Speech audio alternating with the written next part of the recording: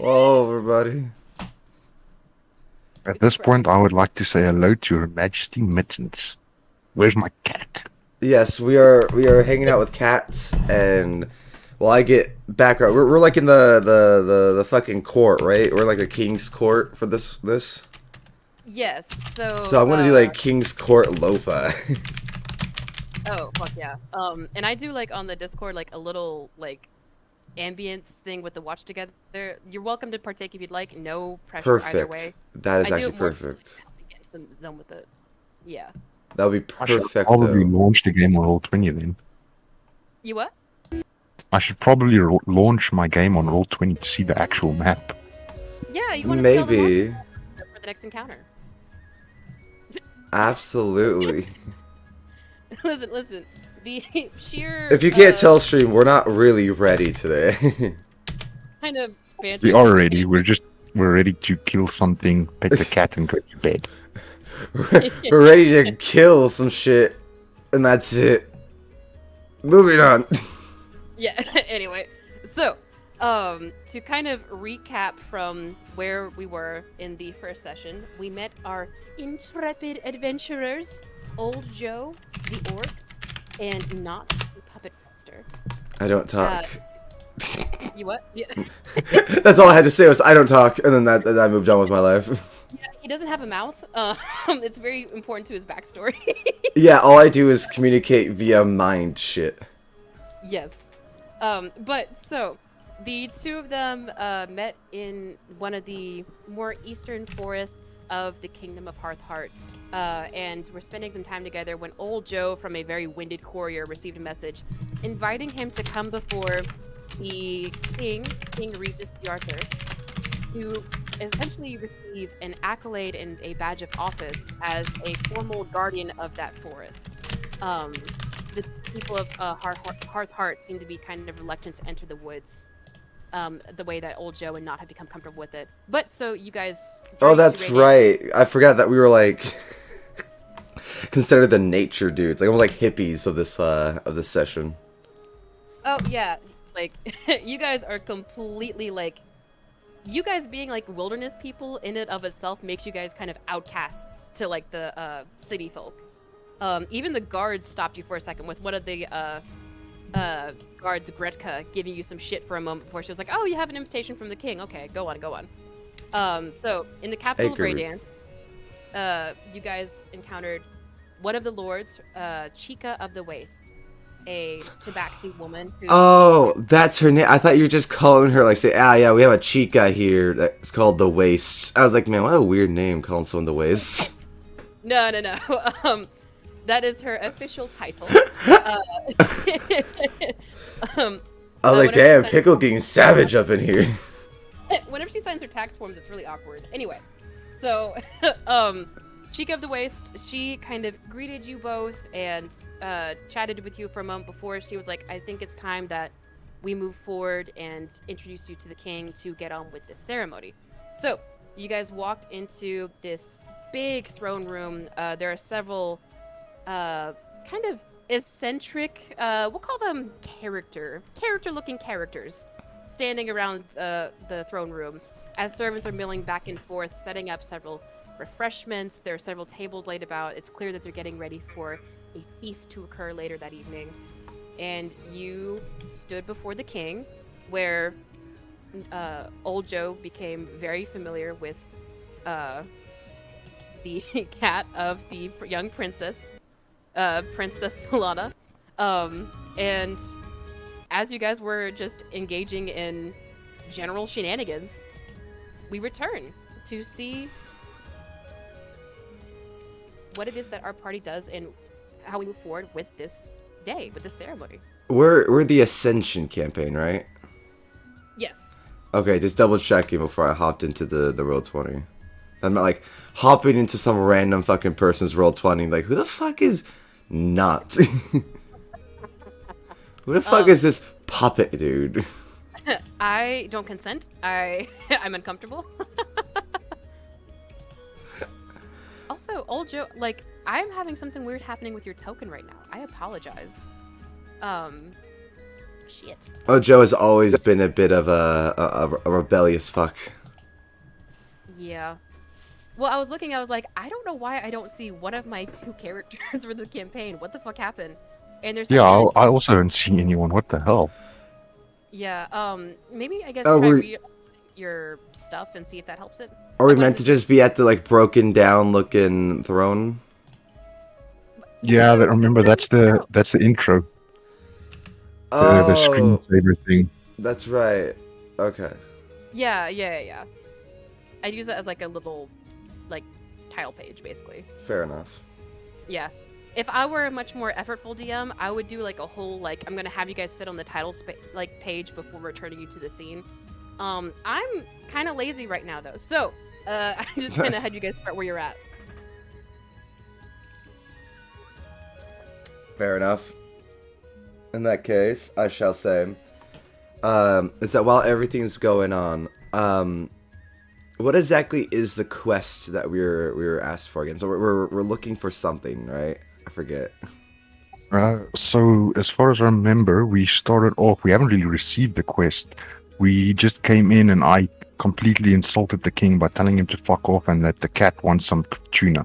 I only remember that I think we had the quest because I think Not doesn't give a fuck. You're pissing him off, and I think he was like, "Fine, I'll find someone else to do blank." And I think that's the only like mention of the quest we've had in like the half an hour of being in this courtroom, because we just kept pissing everyone off. It's definitely like you can tell that he was trying to like, I guess, kind of get Not in on whatever he was about to ask of Old Joe, because Not, you're kind of an unanticipated guest. The invitation specified for Old Joe. Mhm. There's. I'm also there- very strange. Is not really sure if I'm like his like. I'm sure his goal. I'm sure it's like. Is that his golem? Is that his like construction? His artistic creation? Like what the fuck is going on? And then I'm just like, oh no, I have my own puppets.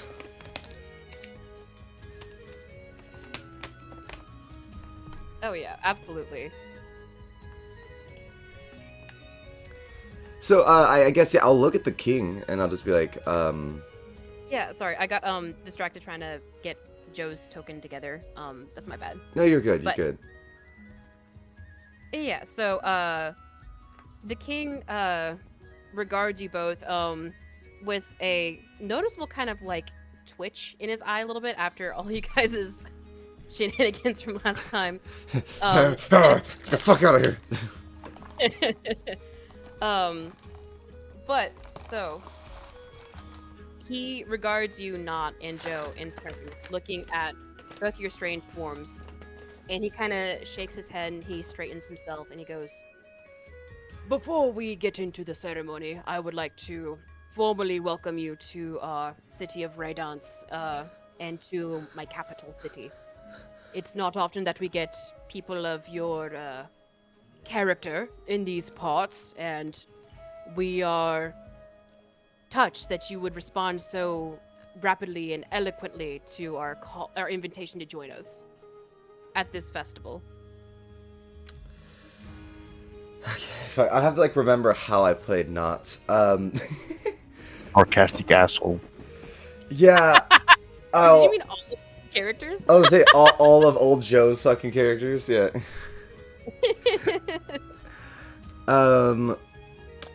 I will look at the king, nod very gently, and through my teleconnect powers, I will pick up I'll pick up Shodel, and I'll pick up Bella, the ballerina. I'll put them in front of me. I'll just kind of be like, "No, all right, come over here," like a parent grabbing his kids. And come on, like they're a bunch of lost puppies I brought in, started running around, or children, just like, all right, get over here, come on, drop the fucking cheese. I smack R in the back of the head, and have the cheese pop out of his eye. I'm like, no, Yeah, it plops. bad R. I waggle my finger at him. I don't say anything. I just waggle my finger at him, and he looks ashamed. I know it. And or maybe I don't know. That's they're the fucking NPCs. That's up to you how they feel. But I like to imagine that he's either a mix of like a sad puppy, like, "Oh, papa, I'm sorry," and not giving a single fuck. Goes right back for the cheese. Yeah, give me a perception check. Oh, this slimy little bastard. He's gonna sleight of hand his cheese back. That's a nat one. That's now. You regard R, and he looks back at you, and you look at him, and he looks at you, and you look into those little like fucking Lifeless like, eyes. Yes, that ever permanent like skeletal grin on his face, and making full eye contact with you, he just slowly bends to the ground and picks up his cheese again. He kind of holds it to his chest. I don't even say a goddamn word. I expected it. I turn back to the king. All right. In his head. I think you should do better now. Absolutely. In his head, I'll be like, excuse me, your majesty. I apologize for our frankness. I am yet to understand the human culture of this land, and Old Joe is his own culture. So, I apologize for the abruptness. We care only for natural beings such as the feline and the natural world. Please, enlighten us on how we may assist you, and I would like to help. He definitely, All without, like, the eyes moving, no blinking, no mouth, nothing. Yeah, it's all in his head, and you definitely see him kind of flinch when you start speaking in his mind. But he just kind of stares at you with a stony-faced expression. And he regards you both once more. I imagine Old Joe's still kind of tending to Mittens, just kind of like doting on them while they're bitching about no tuna kind of thing because of the festival. And he straightens himself and he goes, "Very well.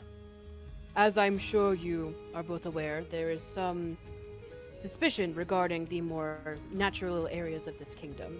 There are many rumors and legends flying about that distress the locals in our care. And so it is for this reason that several years ago I sought to take individuals who were not only brave enough to enter these wilds, but also of a certain character, such that they would be able to handle anything which might occur in these regions, be it good or ill." I love. Sorry, that's just like my favorite thing that like someone in charge in any story does when like they fucked up and they don't want to like say it out loud. They're like, certain characteristics. Well, and you're welcome to do an insight to see if he like is kind of backhand sassing you guys, or if it's like very genuine, like, he's just not like he's kind of looking for people that aren't just your average citizens. Sure, that's let me see, insight, right? That's 12 plus. What is insight? That's wisdom, right? I have my cheat sheet. Yes. Plus yes, 3. Okay, so that's 15. Just to get a general like vibe check. I vibe check the king real quick. Okay. Old Joe, do you do that as well? What's your modifier? With that 4, tell me you got something good. Yeah, it's a +5. Okay. 9's not bad. Old Joe, you do get a bit of an impression that it's kind of like a backhanded compliment, like a very kind of passive-aggressive way of being like, oh, you guys are different, and that's why you're here. But not... I'm gonna speak shit to him.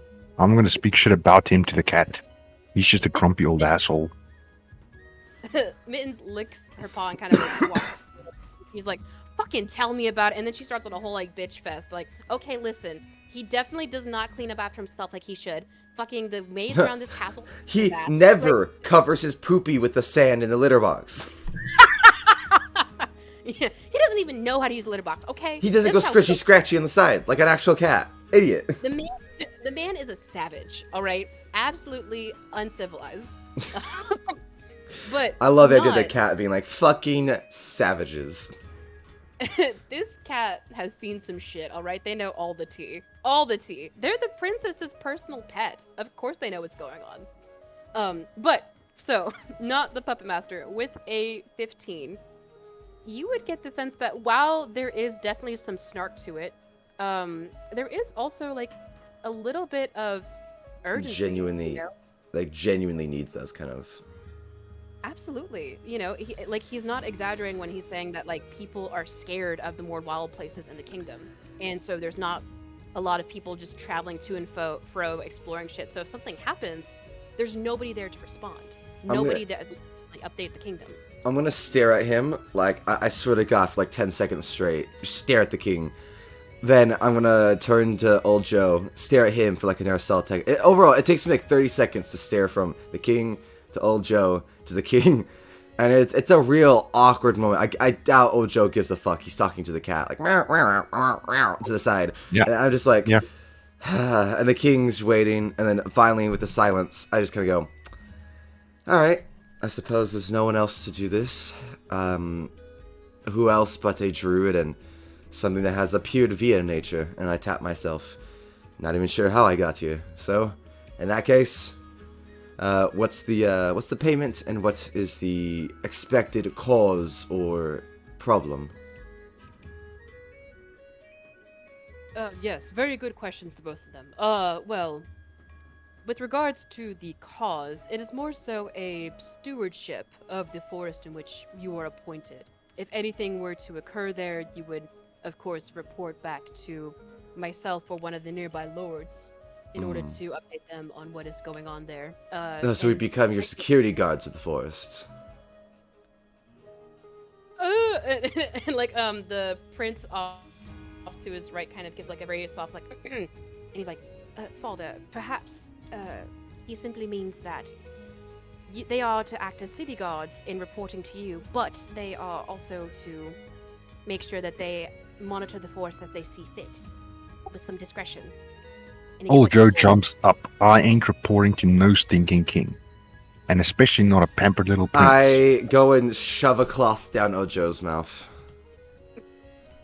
Without even thinking. I'm so used to these goddamn children. I'm just gonna, with like, my arm breaks almost. It looks like my fucking elbow pops out as I just go backwards with my arm, shoving a goddamn cloth before he says pampered prince. The fucker's trying to cover for us. Do not piss him off. We're going to go grapple rules. You fucking do a strength check. Old Joe, you're welcome to strength or dex. You know, that's definitely something Not's good at. Yeah, you with your spindly little fucking arms. This Mittens is over there being like, this no mouth having son of a bitch. That piece of shit cat. 13. Fuck. 13. Okay. Old Joe, opposed. 19. Oh. Okay. So yeah, you kind of are able to like latch yourself onto him and get up to it, but Old Joe just kind It's of a struggle. That's all Yeah. it is. Yeah, well, it's just I'm us. gonna God say damn Old it. Joe is 7 feet tall. It's that, and so Old Joe. I'm you just crawling kind of, up Old Joe. Just like, That's- God damn it. You're fucking over here. The king looks deeply offended by Old Joe's words, and the prince kind of like retreats a little into himself and kind of like bows his head a little, staring at the floor. God damn it, Ojo. The king speaks and he goes, I would hope that you'd understand. This is not meant to be some position of subservience to myself. We need people who are talented in wandering the wilds, who are knowledgeable and courageous in not only roaming these regions, but also engaging whatever may be lurking there.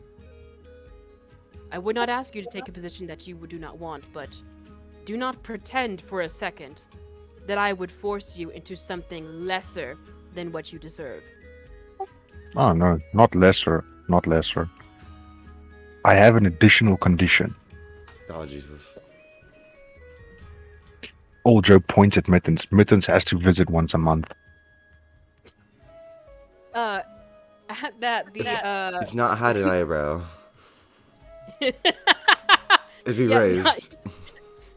I like to think not that, like, just through people's really having good, like, insight and perception, they're able to just read your face at any point. Yeah, But- like that quick turnaround of like that fucking meme where normally the eyes like squint and the face is making like a what the fuck, but he just has to turn with the audacity of like this bitch. Yes, exactly. It's more so like your body language and fucking people who know you and know your demeanor than anything else. But so the king kind of straightens his arms and he looks towards the young girl to his left with a very armored captain kind of standing guard next to her. Oh, I forgot. And- That's right. You made the fucking princess feel unsafe. Yeah. The guard definitely kind of moves in front of the princess, and he's like, "Your Highness, surely you can't take the princess of her only pet just because of the whims of these folk." Only Peasant. once a month we visit. We're not taking the cat, young god. The princess can come as well, it's fine. I need to make sure that she's been looking after Mittens. It's merely a check on the cat's health. Just let the druid do it. King Regis kind of like, he tries to hide it, but it's obvious that he has like a little like smirk that comes up for a second. And he goes, my dear, does that sound fair enough to you? They're only looking after the safety and well-being of your pet.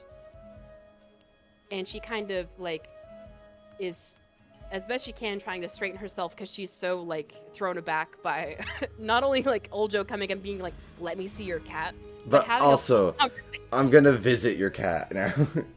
Exactly. She's like completely taken aback by this sudden intimate relationship this giant fucking orc has with her cat. And so she's kind of like straightening her robe, and she's like, "Ah, very well. I see, no problem. As it is my duty as the princess of this Of this cat, uh-huh. and of this thank you, young puppet master. And of this cat, to make sure that it is well taken care of and accommodated for, and any concerned citizen who wishes to check in on this cat's well-being is more than welcome to." I turn to Ojo, and I'm in his head. I'm just like, man, why is everyone so protective of this pussy? I don't get it.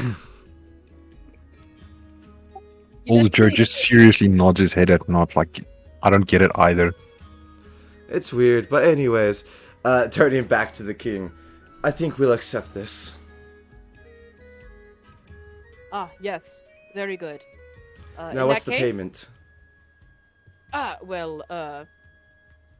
The payment, yes. And he kind of glances over at Captain that's standing next to him, and he gives a little bow and kind of brushes off to the side.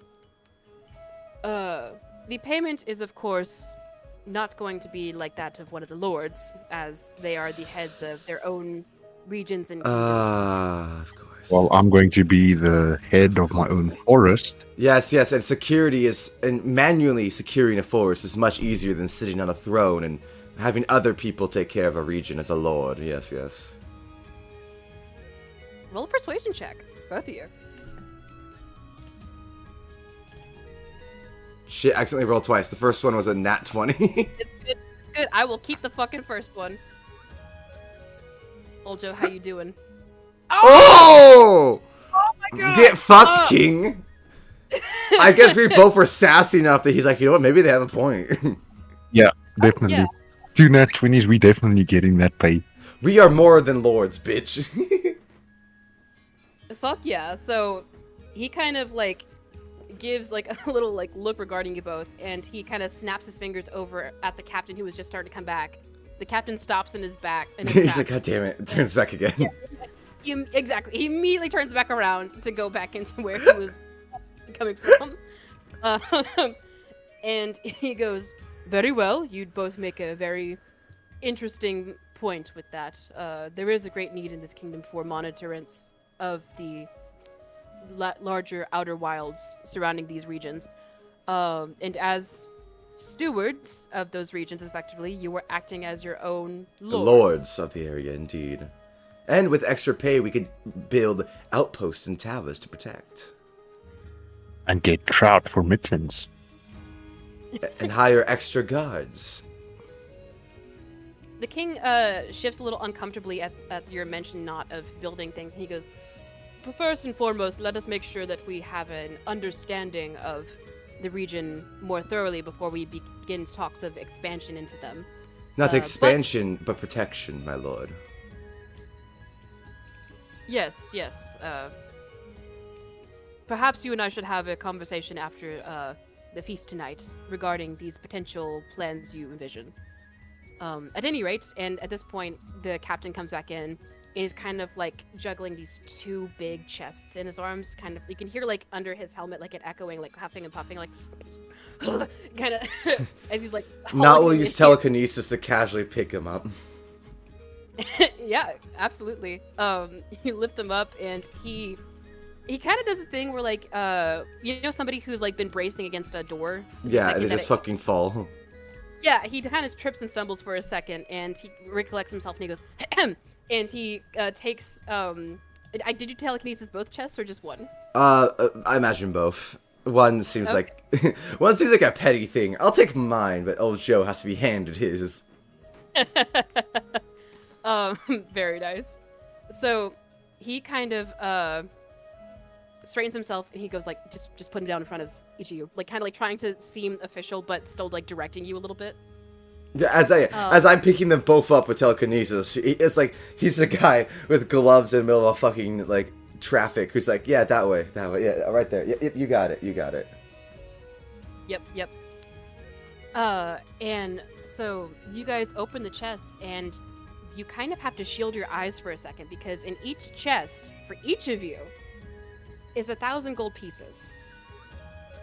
And Regis kind of like sits down satisfied, and he's like, these will be your starting salaries, and of course there will be rooms for improvement regarding your performance and employee evaluations, and not to mention that we have several benefits, of course, though you have to come to the capital to see them. I can't send dentists out your way, though I know you, young puppet master, likely need no dentist. Do you have a woodworker? He looks at you very seriously, and he goes, I have some of the finest carpenters in the kingdom to tend to your needs. Then that is more than necessary, my lord. I will turn to old Joe and say, ingest his head so no one else can hear. I'm making sure that's very clear before I say what I'm about to say.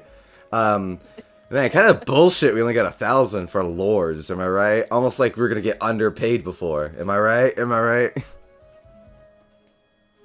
Old Joe nods his head before giving a very savage smirk at the king and casting primal savagery, lengthening his teeth and fingernails, smirking at him. I don't need a dentist, I've got my own.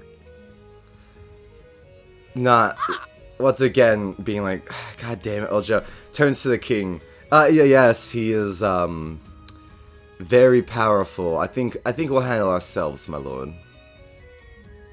Although, I can always use a pet groomer. He definitely looks stunned at that, and he's just like, well, his voice cracks a little bit. Yes, very good.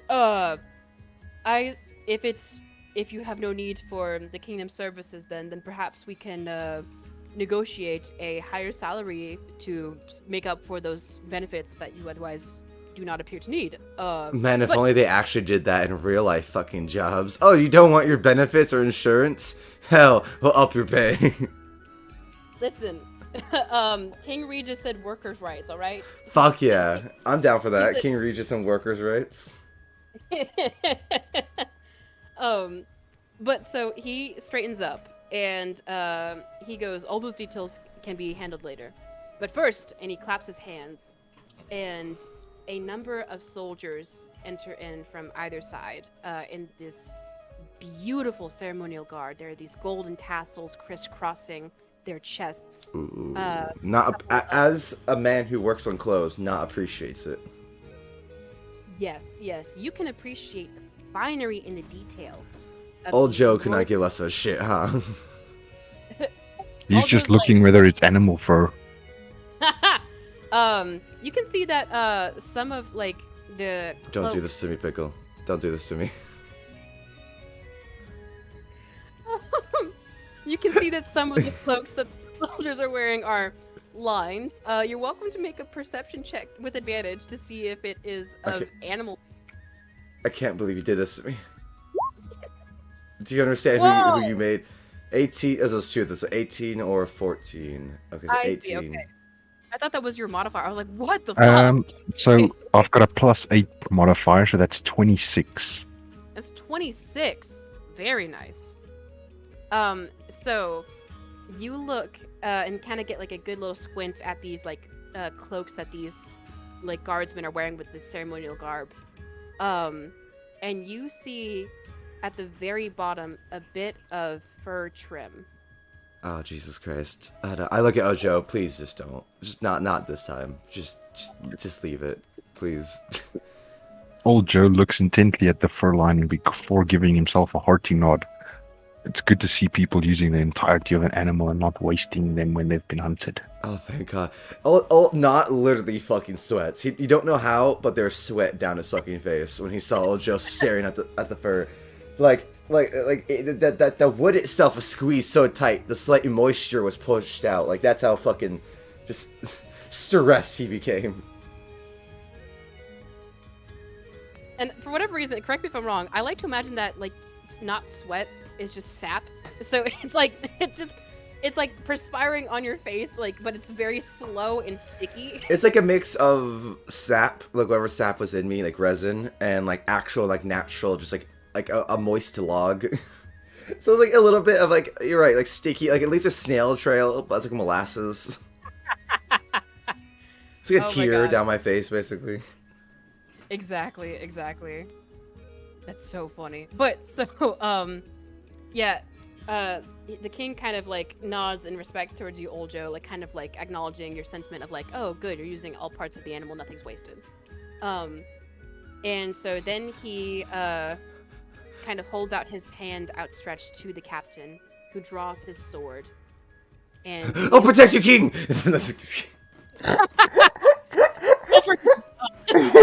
Sorry, all you said was he looks to the knight who draws his sword. I'm like, I got you. Ah! Joe just gripping his quarterstaff all the harder. The captain kneels on one knee and presents this sword with a golden gilded handle to the king. He takes it. City dwellers.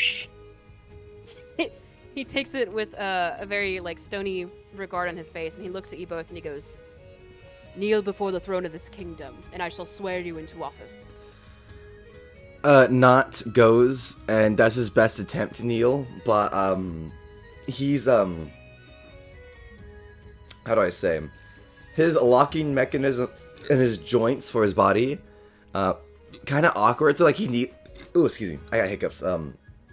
He kneels, but it's like this awkward creaking and oh my god, sorry, I got hiccups really bad all of a sudden. I'm going to have you do every talking thing with charisma at disadvantage while you're hiccuping, just to fuck with you. That's so funny, dude. Oh my god. God damn it. You need some water, man. I've been drinking water. It doesn't help right now. Okay, you take a second, dude. So Joe, yeah, I'll just kneel. We'll just say that I just fucking kneel and that's it. And I'm sorry, I'm fucking tickled by this. Oh, my face is going red. Okay, anyway, so you see not that as you kind of are having a hard time trying to kneel, the prince as he's next to the king, he kind of like walks over next to you, and while he's like looking like he's bending over to just kind of help straighten your clothes, he whispers to you, he's like, "If you need assistance, just let me know. I'm happy to be of service." Not turns to him and with a hiccup in his voice goes, "Thank you." Yeah, and the prince kind of stifles another chuckle, but he nods and straightens up next to you. Could you imagine someone telekinetically hiccuping? I also just like to imagine that because you're telekinetically hiccuping, which like is so super counterintuitive, you're just dripping sweat at this point. So much sap. Yep, you're just so uncomfortable. Oh my god. Not as a anxious mess at this point. Yeah. Old Joe just shakes his head. He doesn't bow before neither man nor god. So he takes 2 steps down the steps, and he's just sort of looking at the king, like, "Well, I'm lower than you now. You can knight me." The sap is increasing. Roll. Oh god. Do I have? Hold on, I might have an ability just to knock his fucking knees out for a second. Hold on. Oh my god. Oh, You're gonna try God. to like kneecap him to make him kneel. Yeah, I mean, basically. Yeah. You know what? Fuck And- it. Could I do a major image over him to make it look like he's kneeling? I will let you do a performance check with disadvantage if you're still hiccuping. If not, that's fine. But I'll let you do a performance Oh, check if you want. I People buy it. I got it. Suggestion. I'll suggest to old Joe to fucking just kneel. God damn it. Oh my god. What's the save on that? Wisdom. That's fine. I've got a +5 in wisdom. All right, fuck it. Never mind. I'll just look at you. Please Please just kneel. Yeah, and Gary behind you guys- absolutely refuses. He'll take another step down, but he's not kneeling for anybody or anything. Could you like bend your left knee? He bows his head like an inch. God. Behind you guys, you hear several murmurs going on as the servants and the other kind of more eccentrically, colorfully dressed individuals in the room that are not attending to any of the festival happenings are regarding you both with different expressions. The king himself, he kind of walks right up to you, old Joe, still at the top of his days with the throne, and he takes the sword and he holds it out in front of you, placing it on your shoulder, which is, of course, right next to your throat as he regards you at eye level. Oh, sweet Jesus. Everything's stress. Old Joe looks up and stares him in his eye. There's You both regard- sap all on the floor. It's just a puddle. The prince kind of sidesteps a little bit to make sure he doesn't stand in it. I'm so sorry. But so, the king and old Joe have a staring contest for a moment before the king gives a little smile and lifts his head a bit and he speaks. Joe of the Western Wood, do you swear to ensure that justice be done in this kingdom through the protection and safeguarding of her people, through endeavoring to make sure that the paths less traveled are still as safe as those regarded by all the citizens of this kingdom, and otherwise do swear and uphold fealty to the kingdom of Heart and her people? I so swear. Me too. Where's your hiccups gone? Sorry, I got completely distracted by that for a second. I like to imagine like this very serious encounter ceremony. Not your shoulders are still kind of bouncing once in a while as you're hiccuping. Like it's just like a flinch, but no one knows what's going on because it's all internal. It only Just comes out when you're talking. psychic fucking hiccuping. Yeah. But so the king nods to you, Joe, and he kind of takes the sword from the one shoulder where it's placed on to the other, gives you a bit of a bow, and he walks next to you with nod. He places the sword on your shoulder near your throat and recites much of the same thing. Aye. Good enough. So he takes the sword from your one shoulder knot to the other. He straightens Ooh. himself up in the center of you both, places his sword very loudly in front of him. Was And that he technically calls the out- knight's sword? Yes, that was the captain's sword. Ah, so he places the captain's sword very loudly in front of him. Yes. Sorry. DM. Sorry. Roll for initiative. I don't care. Two black dragons. Fuck. Swear to God, I'm a benevolent god. But permanent disadvantage. Kidding. Whatever the opposite of inspiration is. No more determination. Be fucking pessimistic. Permanent disadvantage on charisma checks. That's like half of what I do. But sorry, I got completely distracted. He fucking shut up. He takes the sword that was handed to him by the captain. Okay, And- cool. He slams it down in front of him, both hands on the handle, very loudly, and it rings throughout the room. Rise, stewards of the Western Wood, protectors of the kingdom.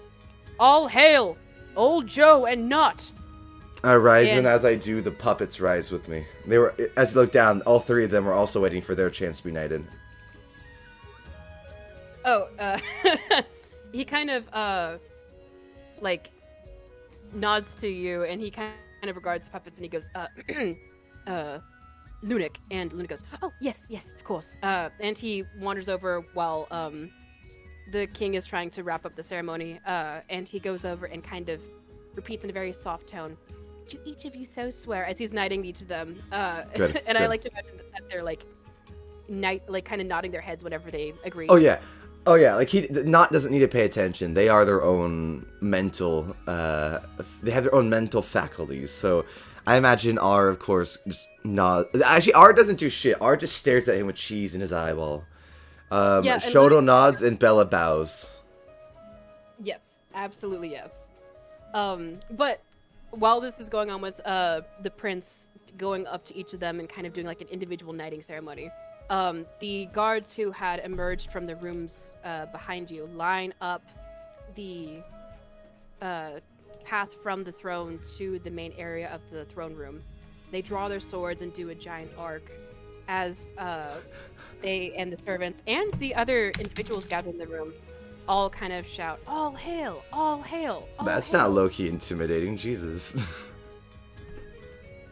Well, it's followed by a good bit out of applause. Some of it very excited, like, yeah, woo! And then others like are just kind of like, did you see that orc didn't kneel in front of the king? Yeah, no, I'm gonna state that Not feels surprisingly he wasn't when he turns around he wasn't expecting all the people there.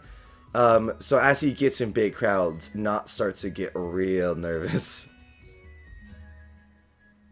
Oh yeah, and it's like once the ceremony started, you definitely like realize that a lot of other servants and members of the castle had Mhm. filtered in there to watch what's going on. Let alone ones that were like off to the side that maybe he didn't notice and that are now coming out to praise everything. And he's like, oh fuck, there's a lot of people here.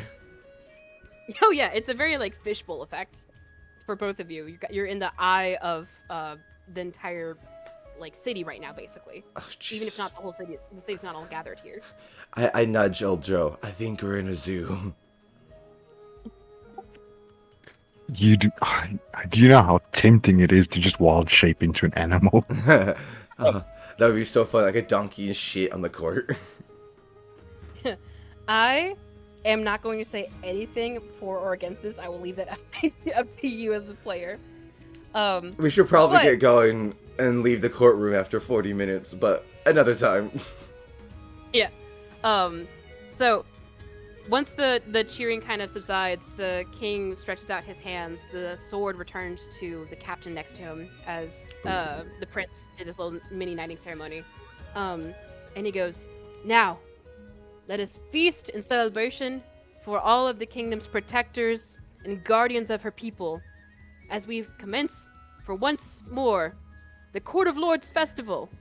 And everyone rips out an applause once more. Some of the servants break off and they come back hauling in this giant ass table that's completely covered in, several meats and cheeses. It's they follow it up with several pitchers of drinks.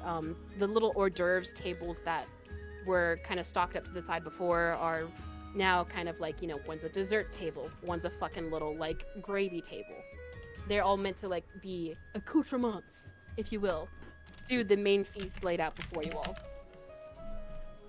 Hold on, I gotta raise my hand. There you go. Raise your hand. Yeah, I could use the emotes in Discord to raise my hands. There we go. Right. So, can we just leave? Like, I feel like I'm not gonna eat, and old Joe is like, doesn't give a fuck about parties. So I guess I turn to old Joe. I'm just like, could we just like leave? Yeah. Yeah, I Let agree. them Let's let go. them celebrate our knighting while we leave. No, you couldn't possibly, please. And he steps down from the dais God, and needy fucking royalty. he warmly clasps you both on the shoulder now as equals. He goes, Ah, please, he touches free me. to, feel free to, at the very least, engage with some of our lords here. There are several which my son or my daughter can introduce you to. There's several refreshments, though I know you may not wish to partake, but this is a celebration to be had. You know what? And many conversations to engage in afterward. To not offend the king, I'm gonna nod my head and say, "Of course, my liege. Thank you for the opportunity." Walk into the crowd and then just stealth my way out of the fucking area.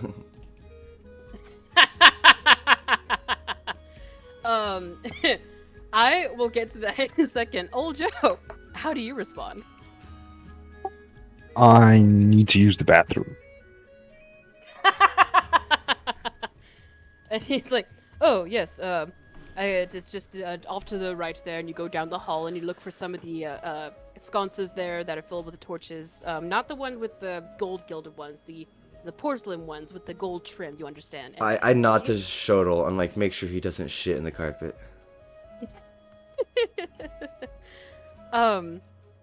But so, I guess you both are. Oljo, do you also try to stealth away to the bathroom, or like Why, to the bathroom? why would I stealth away? Wild shape turn into a spider. I'm walking out. Yeah, he goes to the bathroom, wild shapes, and just leaves, for leaving the locked door, by the way. Am I right, Oljo? Oh. You lock the bathroom door and then wild shape underneath? Yeah, definitely. Definitely. sure. God. I think we broke Pickle. Well, I'm trying to think about what to do next. Okay, we'll start with fucking with you not. Oh, And we'll 15. As I Assassin's Creed into a fucking crowd, the little boof comes over me, and all of a sudden they can't see me no more. Oh, bitch, this is not a fucking DC check. This is Damn. against the passive perception of the other characters at the fucking party. Get fucked. I would see him. I've got a 23. You got a 23. Oh my god. Yeah, Oljo always sees me, but that's kind of okay.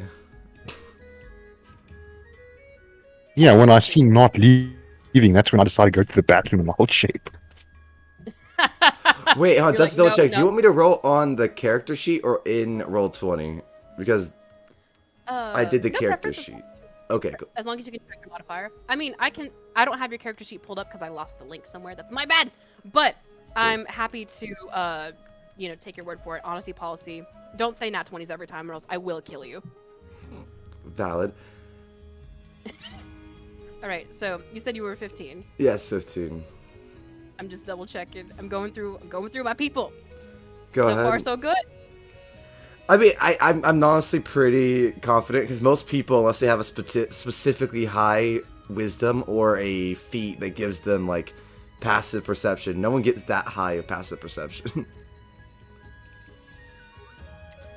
Can I Yeah, just see- refer to Vulcan who had a 30 passive perception? Yes, and you had feats, and like that was like your thing.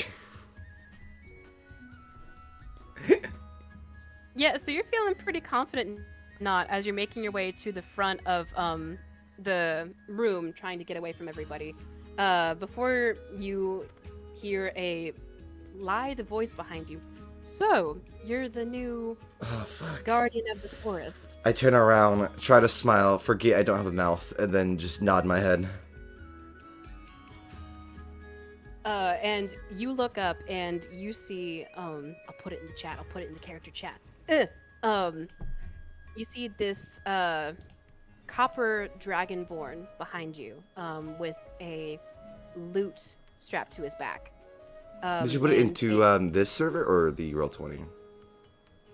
I'll put it into the Discord server. Okay, cool. Just double checking. Yeah, no worries.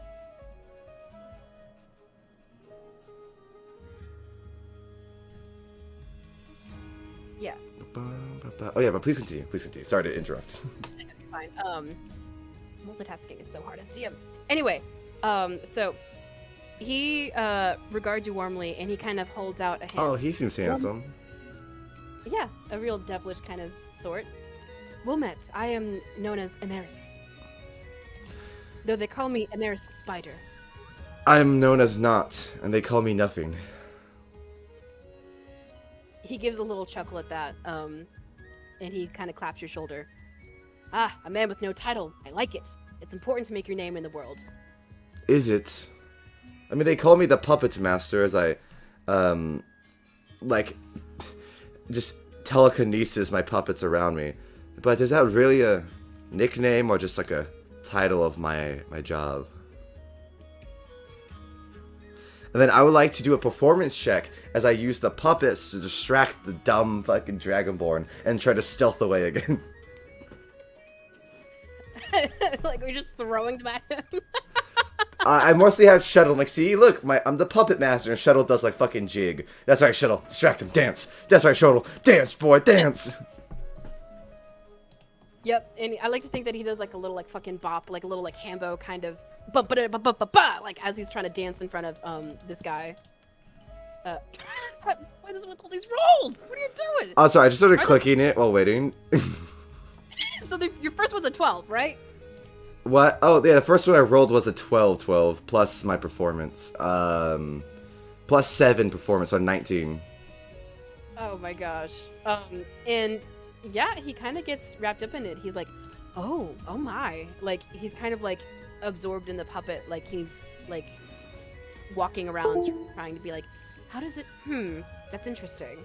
I think he turns around and Not's fucking gone. Yeah, I guess so.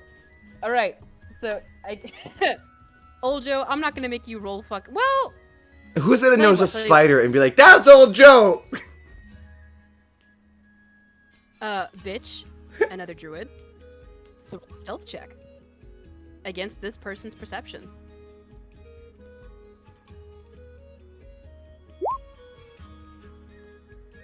$16. 16. Okay. Let's see what we get. Oh! Are these druids like hunting us down? Like, why are they doing an active perception check? Yeah, it's supposed to be passive, wasn't it? Yeah, why are we not just trying to leave? If I see somebody searching for him, then I'm skipping this wild shape. Yeah, that's so straight to different. him. People are fucking looking for us. We're just trying to leave, and now they're looking for us? The new fucking stewards, there's a whole fucking festival going on. People are kind of like, where the fuck are you guys? Yeah, we're gone.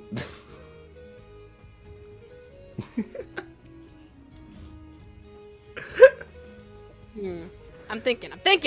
That is one thing I do agree with Griff though. If you're gonna keep it passive perception, you can't make an active perception roll. Yeah. Hold on, let's do this then, because Old Joe only left when he saw Not leaving. So if he could see him being spotted, he probably wouldn't have actually gone to the bathroom. That's just some metagaming right there, though. Saying if he would have known he got spotted, that's just metagaming. Yeah, that's why I'm not sure. Yeah, no, that's why I think we just leave it at the fact that if she wants to do a passive, just leave it at passive. If she wants to do active, she can do active. Her choice. Yeah. But at the end of the day, that's active, not passive. Yeah, I'll do fucking chess piece rules. Joe, you said that you were going to go to the bathroom in wild shape, so you don't know that Not got spotted or anything like that. I imagine you just beelined for the bathroom. I do my own chess piece rule, alright? Took it off the fucking chess piece. I said I was gonna pass with perception. I'm gonna stay with passive perception. I'll be fair. I'm a benevolent god. Never say otherwise. But, so, let me see. You said it was a 16, right? Yeah, 16, 13 plus 3. Yeah, meets it beats it. The same, like, copper dragonborn, Amaris, as he revealed himself to be, is still just kind of, like, he was engaged in like, Shuttle's dancing, and now he's like, wait, what? And he's, like, looking around like, oh, shit. Like, looking for where Not went. Mm-hmm. He's too... if it was him, I would even argue that, like, his passive perception is already used on me. He's already distracted. His passive perception is gone. I am distracting him actively. Yeah, so... Shodal's dancing a fucking jig. Like, he's doing that, you know, a Russian dance where he just, like, he tucks his left leg in, pops his right leg out, tucks the right leg in, pops the left leg out with the arms crossed, you know? Like, bent down all the way. Yeah. He's doing that full thing for this dragon. He's making sure this Dragonborn sees no one else. Nice. Okay, so you guys escape the clutches of the Lord Party. at the festival. Yeah, exactly. You antisocial fucks. I had a whole thing lined up. Yeah, Fuck no, you guys. fuck socialness. We're here for the trees. Yeah, exactly, old Joe. Exactly. That's what Shotel's doing. Oh my god. Oi, Fair enough. oi, oi, oi, oi, oi, oi. Like clapping in the background for Bella. Yeah, I like to imagine like what's been going on. Is your puppets kind of like while you were trying to get away, just like we're like, hey, you want to get turned? And Yeah. they just start like, Fucking, you look over at a skeleton smoking a joint. Just oh, he's juggling cheese. He's living his best life. cheese is basically crack for him. All right, but so you guys both managed to get away slimly as you were caught by that one person. But what do you guys do? Do you guys go back into the courtyard? Do you explore some more of the town? What are you guys' agendas right now?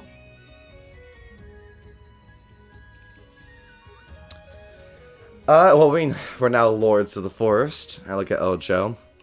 Lords do what lords should, right? And go to their forest. Yeah. I would say go to the forest, walking out via the courtyard, and see if we see anyone interesting in the courtyard itself. But Yeah. just a quick glance around, not actively looking. I Really. mean, like, I guess I'll look at you, Ojo.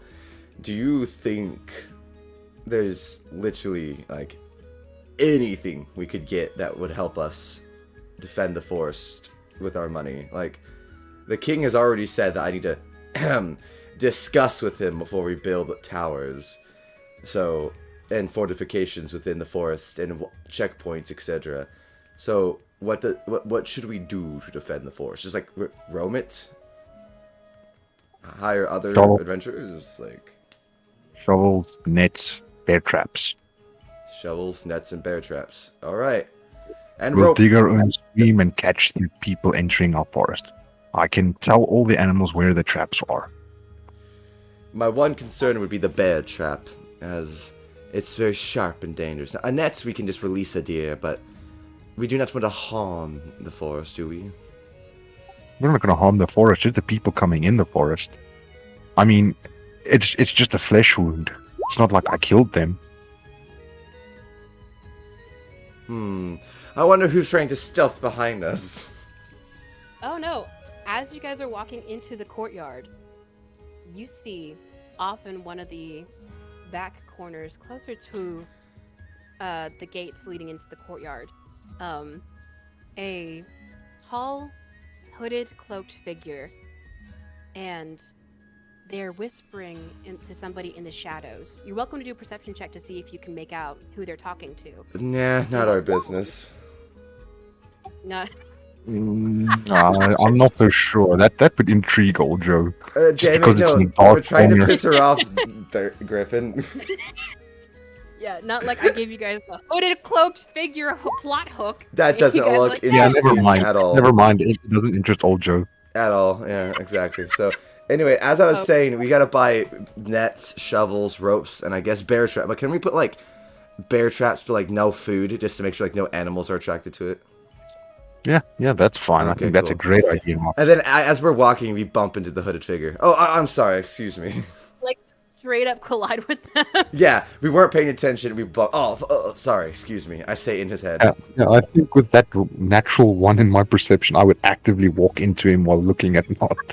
Yeah. You see in front of you a this hooded figure with these dark eyes. Ooh, handsome. And because you bumped into them and interrupted their conversation, you're able to notice as well that the person they were talking to is clearly one of the servants up from the feast, and they are clutching something small in their hands, and they look panically at both of you. Telekinesis, I quickly, like, you know that thing where, like, if someone's holding, like, a tube or cylindrical, you just pop the bottom and it slides out the top of their hand? Wait. Explain this thing you're wanting to do to me again. Okay, okay, I don't know if you've ever done this. It's really easy if someone has, like, a loose grip. Oh, or someone's just casually holding it. You can do it to bottles, like, cups, etc. You just, like, smack the bottom of it and catch it as it comes out the top of their hand.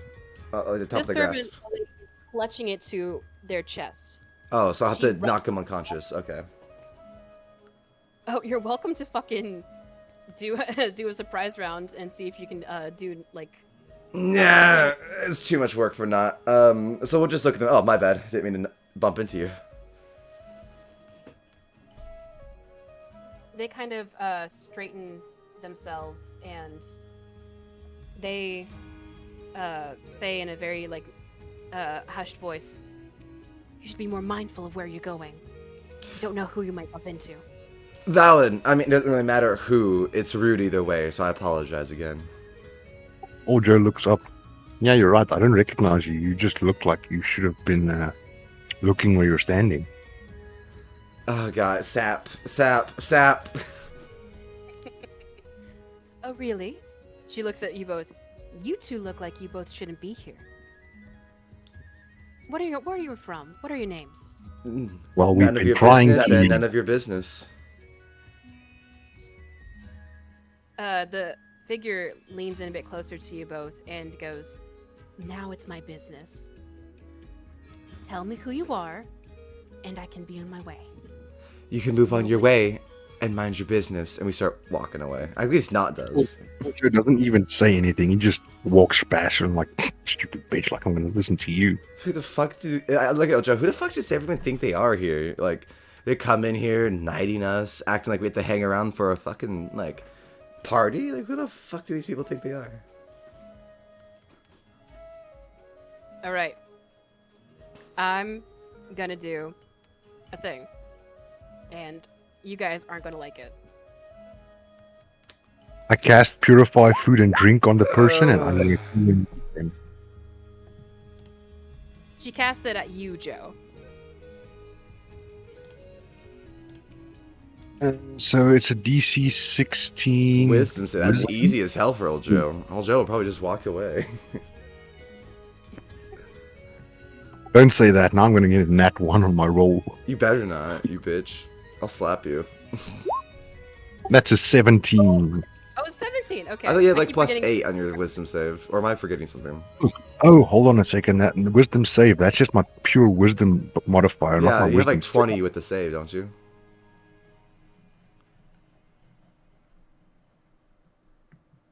Yeah, 20, 30, 20 with my wisdom saving throw.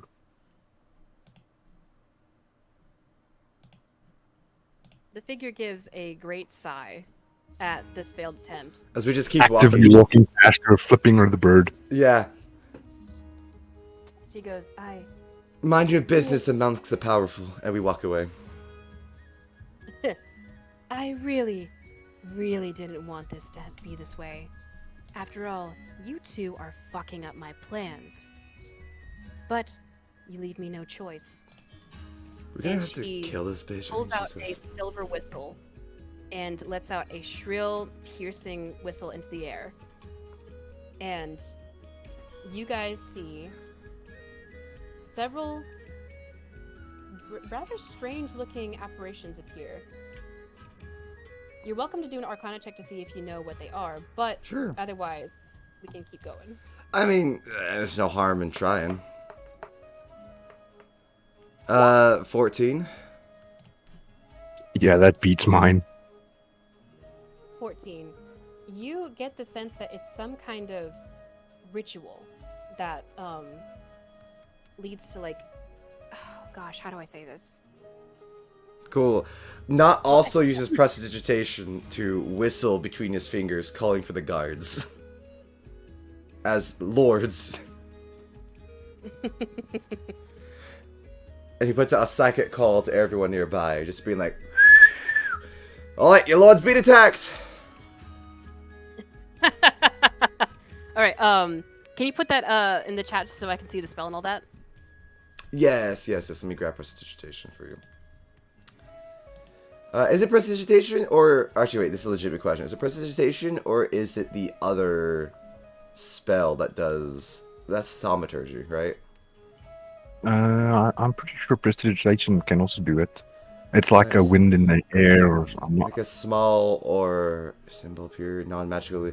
No sound. No sound. I think it's thaumaturgy is the only one that does sound, actually. I will. Here, let me put it in the chat. You guys can have your own interpretations. This is your guy, her campaign. But as far as I can tell, it looks like there's no sound. Which is it not weird to have a difference that one spell does sound and the other does everything else? No, it does. Wrong. It's a sensory effect, which includes faint musical notes or an odor. I mean, yeah, Musical notes, faint the sound. musical notes. That's different than outright scream. Like thaumaturgy's whole thing is specifically making my voice louder. Yeah, in this case, you'll just be mimicking a whistle. It's not going to be as loud as what thaumaturgy would be. At least that's my interpretation of it. See, now that's valid though, but that's the issue. It's not loud, and that's what we need. Is loud. Okay, I mean, all joke and probably just grunt very loudly to get the cards running. Fair enough. Then I'll just press the digitation a whistle myself, and I'll nudge Joe to yell for the guards since I can't talk, no mouth. all right. So while you guys are doing that, I will let you do a performance check to see if it works. But in the meantime, where you guys are at in the courtyard, because you guys were kind of most of the way through before you came across this woman and the servant she was speaking to, and you guys find yourselves surrounded by several other cloaked figures and a couple of strange-looking beasts as they emerge from these shimmering rituals, whatever they are, into the courtyard. Perfect. So instead of screaming, Oljo's going to just cast Thunder Wave. Oh, that's loud. Yeah, that would get... You know what? If a fight breaks out in your castle, I think every guard finds out. You're right. We should just do loud fights. You can do that in your initiative order now. Okay. Let me just roll in. Then. Do you want us to roll initiative? Yeah. Okay. That's going to be a dirty 20. Nice. And a performance check Well, of 24. 24. Okay.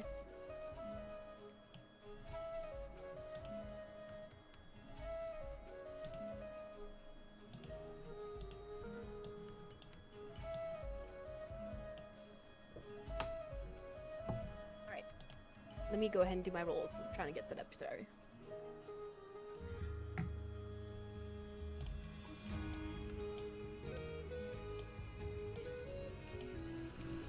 Oh, God. Our first order of lords are already having to kill some bitch who can't mind her place. Am I right?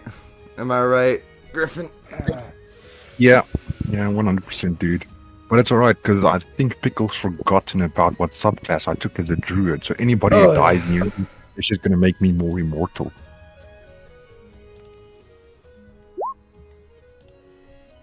Oh, shit. Okay. What is my... Let me see. Oh, that's right. See, so that's a whistle. So it's probably a concentration check, huh, Griff? So if she was, say, laughing, she'd probably fail the concentration check and dismiss all her followers, huh? Probably. Yeah. Probably. We'll see as soon as Okay. Thunder Wave goes. True, true. We have a few things like Dissonant Whisper, Sasha's Hideous Laughter, Phantasmal Force. A few things. Alright. And Oljo, what was your initiative again? You said it was a It's only a 12. 12. Alright. I mean, I've also got hallucinatory terrain. I have Evid's Black Tentacles. I could always just cast that. There's a few things we could handle this. A few ways. How dare that panther fuck have one more than I do? I'll bite it. I'll grow a mouth just to bite it. Out of spite.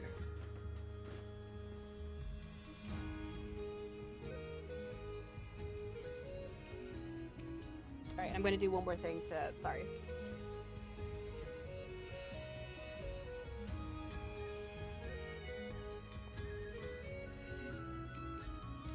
Okay.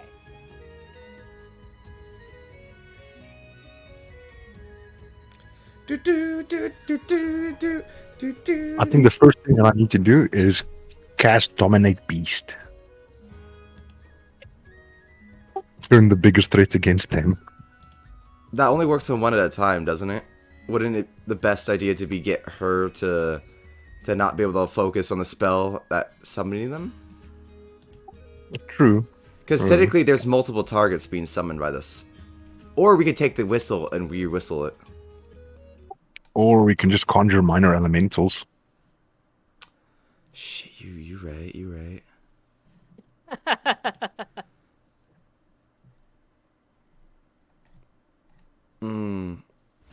Okay, here we go. Combat music. That's what I was looking for. All right. So, round 1. The beasts are going to all go on one turn, followed by the other cloaked figures, followed by the leader, in terms of like how the enemies go and all that shit. Mm-hmm. Okay, so they are going to. Let me double check their shit. By the way, is that whistle at least a bonus action on my turn?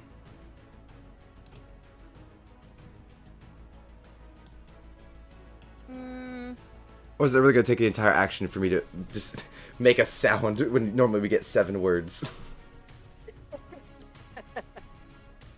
I'll be gracious. I'll let it be a bonus action thing. Yay! Yeah. All right, but they're gonna all kind of swarm you guys. 2 are gonna go for you, not 2 are gonna go to Joe. And they are going to each of them do their attacks. So let me see. Lame. Yeah. Yeah, I'm gonna go Halo of Spores, and then I'm gonna turn you into my immortality fuel. Honestly, if this is what she wants to do, have a fight, yeah, we can just kill them all. Okay, those first 4 attacks are against Not. The next 4 are against Old Joe. Only 2 of the 4 hit me. 17 and 26. They hit me. Okay. All 4 of them hit you? All 4. Yeah, all 4. They do some math. Even the 10, dude? Well, there's a 10. Or was that mine? That's yours. Wait, Yeah, no, that's mine. My Is that bad. Not, is that not his? Yeah, I miscounted. Wait, hold on. 1, 2, 3, 4. Yeah. I was saying the 10 is his. I got the 16 and everything else that's above 20. Like, there's 25, Hold on, 21, and hold on. 21. Hold on. It's 21, 25, 16, 10. Oh, that's so the one of them would attacks. miss you. Yeah, Wait, one then, of them would miss you. wait, do you only And have then up 1, 2, 3, 15, 4? 13, Oh, 17, 26. okay, sorry. So, yeah, okay, 1 3 misses of then. them. 1 misses then. 3 hit. Okay. My bad. No, not your bad. It's just the way it's presented in the thing. I couldn't tell. That's okay. You're doing perfectly fine, Pickle. Ugh, I prepared for a very certain thing and you guys didn't do it, so it's fine. Anyway, so Now you're gonna try and kill us. Joe, you take 26 points of damage. About half of that's going to be bludgeoning and the rest is piercing. For Not, you only got the 2 that hit you, right? Yeah. So that's... Or 3. Oh, right, with the 16. Mm-hmm. Okay. I take my damage. I don't play D&D to do math, man. Anyway, That's why I play D&D. Shiny rock, go click clack. very true. All right. He's like a crow. You take 26 points of damage. And, Okay. let's see. 16 of that is going to be bludgeoning, the rest is piercing. Okay, let me double check. I don't think I have anything that reduces it. I'm not that kind of special. Yeah, only on stuff against poison. Yep, okay, so there's 26 damage. Alright, good news is, Not, it's your turn. Oh, cool. So bonus action, I whistle with my, what was it, like 24, 26, whatever the fuck it was. I yeah, whistle it's out like- loud.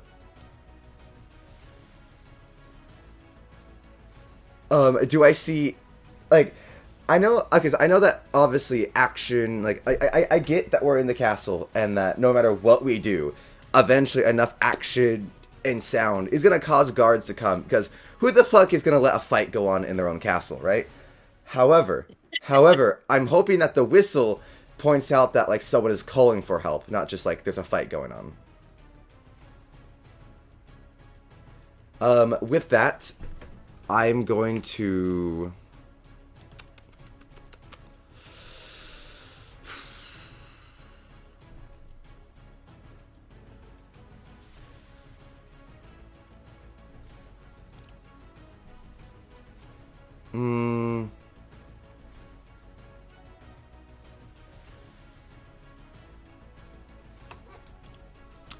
So they used a whistle, right? Just to understand. They used a whistle.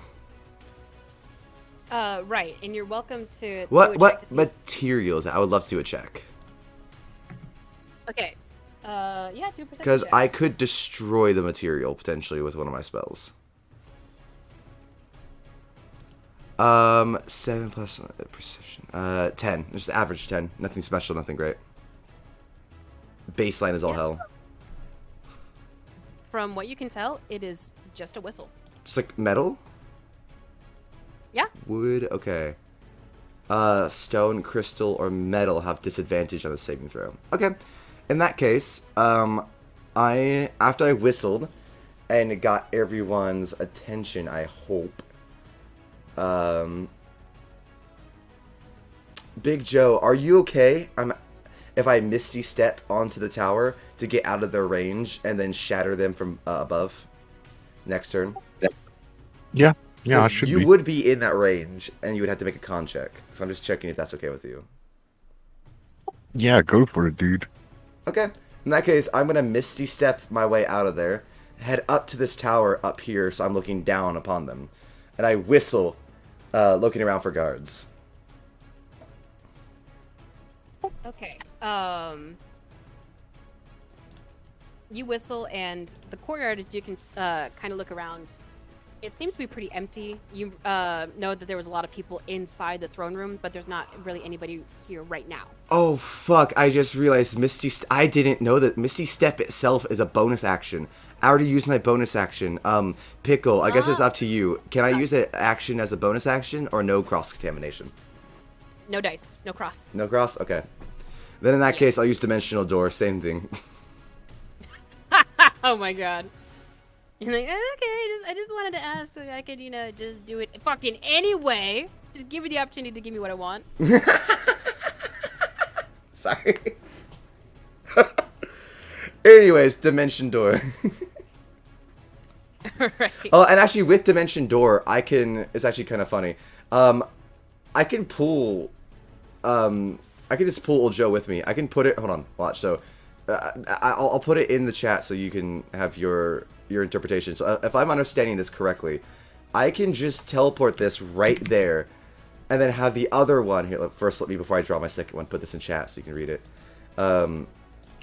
So there's the spell, and then on the map, there's one right next to us, and then if I do the other one up here on the tower, I could walk through, pull old Joe, and then next turn just evaporate the door completely, so no one else can follow us through. And old Joe, if you can just hold the door shut, they can't come through. I can hold the door shut, and I can probably kill all of them with one spell. Cool. So in that case, if it's cool with you, Pickle, I would like to open the door, bear hug old Joe, and just fall backwards into the door, popping us up there. Whoop.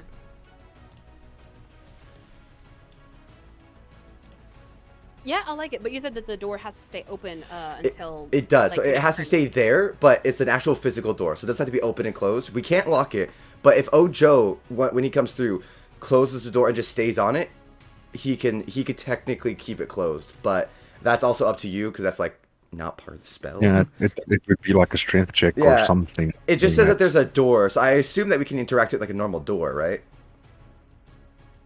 Because how it works is like it's a door, and the door opens. Inside the actual like door frame is the portal.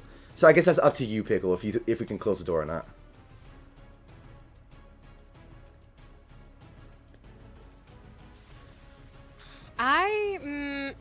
Because I do like the idea of us being like, oh shit, through the door, and just holding the door like, Mom, don't come in, please. I do. What are you doing in there, Timmy? And just rattling the handle. Yeah, no, like we're on the top of the tower. This fucking like we're not jerking off, I swear. Okay. Whew, I'm trying real hard to be creative. I'm trying real hard to get our asses out of here right now. Because I listen. I love the drip of having like a literal door that you guys can like try to keep closed against the people behind you and all that shit.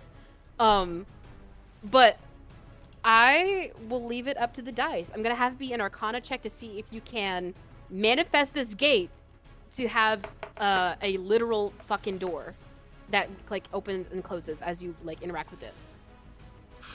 Okay, Otherwise, it's just a portal, basically, to walk into one place and the other. don't I have extra from this? Hold on. Let me just double check my note and make sure I don't have any extra bonuses. Oh, I do have a little bit. Okay. In that case, that is a 17. To grab old Joe and manipulate the door. You reach out one hand to grab old Joe by the wrist. You reach out the other and stretch your fingertips and create this glowing magic circle which looks out onto the top of the tower. And suddenly you hear the click of a lock as a door appears over the gate, just hanging in the air. Sweet. And I kick the door open, grab old Joe, and in his head, I say, "Bitch, we out!" And I yeet us through, half throwing us through. And then as he's like, because you know, he's being pulled, so he has that like whiplash of his neck, like, ah! And then the whiplash happens again. As he comes through, he gets shoved back forward into the door as he told, "Hold it!" Oh my god! I fucking love it. And you guys, this Old Joe, would you mind putting yourself up there? Here, I will give some assistance. Hang Thank on. you. Yeah. This tower right here, you guys get up to the top and Old Joe's kind of like, the fuck door! And like you're kind of like bracing yourself against it, but you guys look down. Are there any guards up in that tower? You're on the roof. Well, it got a natural 20 for it, so I'm liking that. Oh! Alright, natural 20 for a strength check. I like that. Who needs the guard? Oh, that was the initiative for the guard, dude. Oh, I thought you said that you did. I was like, damn, who needs the guard then? We need the guard. Okay, so is it okay, it's on the roof. I just need the guards to start coming then. In that case, I end it by just saying, hold the door, and I just look at old Joe. Alright. Yeah, You 15 for the guys are strength a good, check. 50 feet off the ground. Hmm? You guys are a good like 50 feet off the ground. It's not quite like a battlement like on the outside of the courtyard is, but it's like Yeah. a little mini guardhouse basically. That's okay. If Almost I'm right, dimension door can go up to 500 feet, so we're good. All right. So now it's the assassins' turns. Just keep They're like, dimension where door the in fuck way. did they go? Just have not keep Oh, dimension 200. dooring. Just disappear 500 feet at a time. Oh, I can cast it up to 500 feet away, but I can make the distance traveled up to 200 feet. And I didn't realize this. I can actually angle the door at a 45-degree angle, so we can do some portal shit. Oh my god. Oh my god, please tell me someone's gonna come through the door and I can dissipate the door and slap some in half. Oh. I will, like I will think about it. I'll think about it. Goddamn. Ooh. Okay, sorry, go ahead. Don't Go make ahead, this ma'am. Go ahead, ma'am. Well, it's like I'm loving this shit, but I'm also like, oh man, I'm really having a. That really threw me for a loop as the DM. Goddamn. Fucking cool. You know what? Dimension door, inspiration. Woohoo! That's a good fucking thing. That I literally have no idea what to do now. Whew, that's my goal. Hey, remember, I'm a perma DM. This is what I do. I do nothing but Yeah, try to figure out ways. Look at what they have to do to imitate a fraction of our power. Anyway. So, Oh fuck! You killed me with that. Oh pickle. Oh pickle. Take DM inspiration. I'm laughing. No, at don't give her hypothetically. DM inspiration. Don't do that. All right. So, old Joe, I'm going to. You know what? I'll make a grapple rules, but with strength, I suppose. So, this guy that just walked up to the door, he's gonna try to break it down, strength against strength. All right, Joe. Roll me something good, big guy. Oh, I rolled That's 20. fucked. Just immediately, that's all I have. Is that's fucked. That's even more fucked. Yeah, it's only a 12 for me. Old Joe gets sent flying backwards. He was not expecting to get yeeted through a door. That's my bad. Oh yeah, like you're. Do I Joe's take still gonna- damage from Was he? No. But was he even bracing fully, or was he just like, huh? And the door flung open, smacking him in the face? Yeah, not because you like. I like to think that sometimes, kind of like people who are bilingual, they accidentally like slip into like different languages without meaning to, kind of thing. Like, I said it in Undercommon or some shit. Oh no, you just forgot to message him. You Oh. just like. I translated it in my head, but I never said it out loud. Yeah, exactly. Got Like, so you. he's just like, what? And so then this dude kicks down the door. Old Joe, you go flying back. Oh by, fuck, Like, we're on a roof. Oh no, oh Joe, we're on a roof. And now this guy. Oh shit! Let me not yeet him off the roof just yet. Wait, if He's old up there. Joe's up there, that's a slanted roof. Does old Joe slide? Oh, stop giving me ideas. If I do slide and I get into with range, then there's an opportunity attack and I can attempt to push him off. You know what? I will say that for moving, if you want to move on the roof, you have to do a dex check. That's what we'll do All right, to cool. make sure you don't fall down the roof. That's cool. I can do that. All right, so that's one guy. The other ones, let me see. Wait, is he trying to where he is? Is he's right in front of the doorway, right? So no one else, unless they push him out of the way or he moves past us, can actually get past him without doing a dex check and potentially falling off the roof. Yeah, he's kind of like blocking the door with his body because he just Oh, walked through. and- see? Bottlenecking. This still works. We're bottlenecking them. I'm gonna Sparta kick him back through the door. Yes, we got this. Fight me. Attack me. Do it. Stab me, assassin. Oh my god. Let me see. I like how every time I mention something, it always ends with Pico going, oh, fuck. Well, I'm also like, because again, this is why I'm like struggling right now. You guys got onto like a fucking like super tall roof that's 50 feet in the air. I'm trying to see if these bitches can like grappling hook up to you or something. That, I would, if I was DM, I would say yes, but it takes like 2 turns. Yeah, that's what I think is. And honestly, at that point, I'm just gonna fucking cut the crap. Yeah, I was gonna say, and then they just fall, which is funny. Well, I'll hold my action until they're 10 feet away, so they fall before. Wait, the wait. Old Joe, instead of cutting, I can just shatter so we hurt the guy above us and cut their grappling hooks and ropes. We could do both in one move. We could hurt this guy, break the door, and also do that all in one move.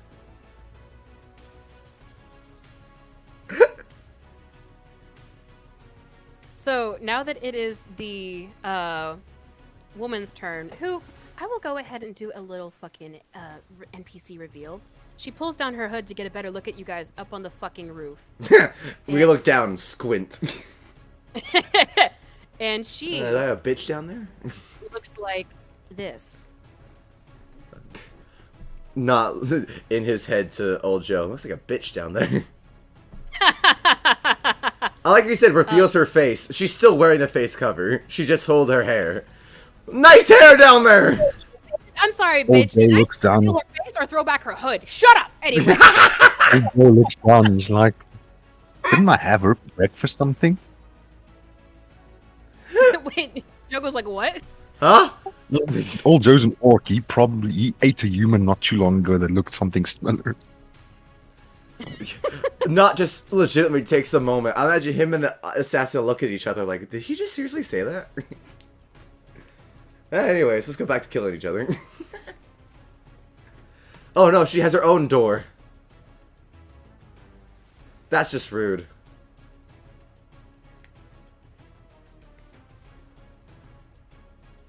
Oh, I've got a perfect idea.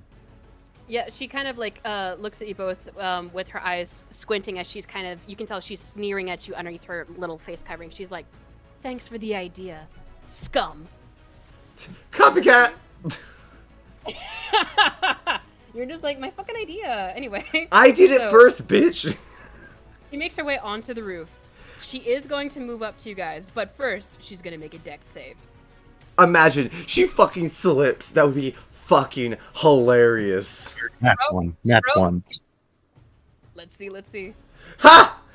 Oh, that's Oh. not the best dex, even with... Oh, that's kind of funny. She moves like a good 5 feet. Oops. Ha!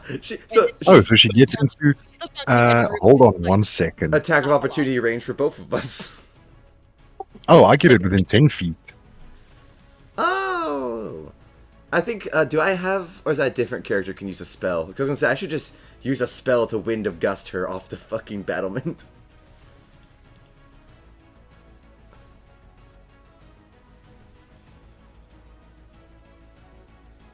Oh, no I don't. Ah, damn.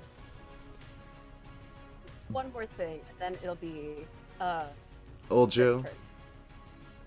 Yes. I have to check movement. Okay. Okay, Old Joe, I have this plan. So, I have a second spell slot. Alright, hear me out. Oh, hear me out. We dimension door from here to here, and this door ends up disappearing from the concentration check. So these guys are fucked down here. We just deal with these two. How does that sound, Old Joe? I think that's a great idea, but don't worry, we're only gonna have to deal with one of them. Oh, hell yeah.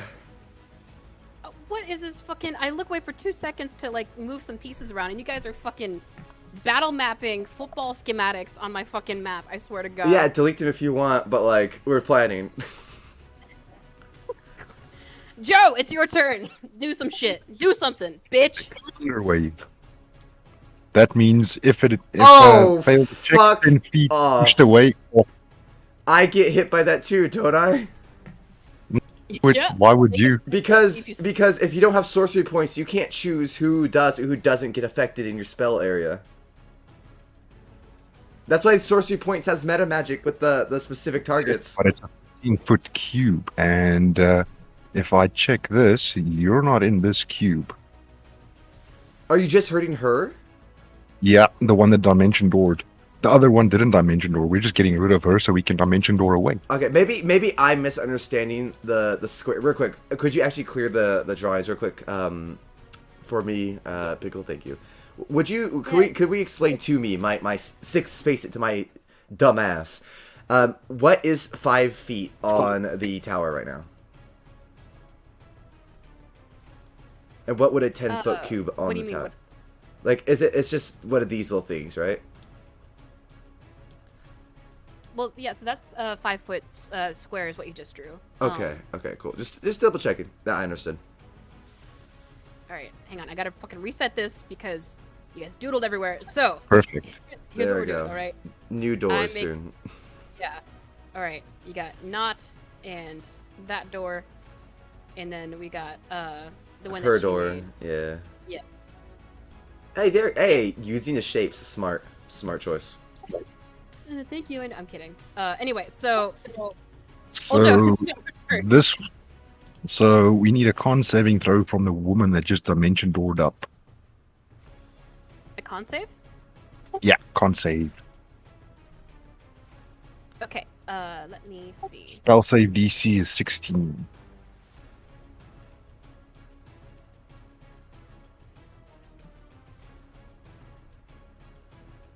Wait, hold on. Sorry, am I misunderstanding Dimension Door? Does it not stay? Can I just? It says duration instantaneous. I'm actually curious. What do you guys think about that? Because some of them say that, but then they'll bring up stuff that you travel through. Is that just for the turn and then ends after the turn? Because in that case, wouldn't that leave us no doors, just us, yeah. her, and him up here then? Yeah. Yeah, I'll say that's basically. all for the turn. I think that's Perfect. fair. Yeah. Pickle. But so she did a 23 of the con save. Perfect. Okay. So that's going to be 2d8 thunder damage halved. Okay, so in that case, that means there is no more doors. We both teleported up here. It's just her, one dude, and then us. Okay. Yeah, 3 this is points. easier. We can handle this. All right, and I'll say that's okay. And then, All right, now the top of the round. hold on. Yeah. Hold on. I still need to use my bonus action. my apologies, Monsieur Oljo, Mhm. with your bonus action. So, bonus action aggressive. You can move up to your speed towards an enemy of your choice that you can see or hear. What would it take for me to run towards her and tackle her off of this thing? An action. I will Aggression make is just a- movement, isn't it? Yeah, it's just a movement, so the movement I'm fine with. Yeah, but But so would it be an action to try and push her off, though, Pickle? I'm gonna say no if you're not trying to like stay up on the roof. You're just trying to knock you both down. You gotta pass a dex save though to make sure you don't just slip down the roof and have to like. So focus if on- he wanted to make sure he doesn't fall too, it's an action. But if he Right. just wants to go with her, no. Right. Hmm. And also Okay. that would provoke this guy. That is true. I would just stay there because if I'm understanding correctly, we don't have. There's no more doors, so no one else can get up and touch us. I say we just fight these people and wait for the guards. Fair enough. Yeah. Yeah, I'm just gonna go ahead and get rid of this. After this round, they're gone. Appreciate. All right. Yeah. I'm just gonna stay there and ready. And I was like, because if you get knocked back down there, it's you getting hit by this guy, falling in with her, and then into a crowd of people. I could see Ojo Well, then I- dying. I suppose I can. I've got heal or healing spirit if we need it. Hey, I can't be healed via magic, I think, because I'm a fucking robot.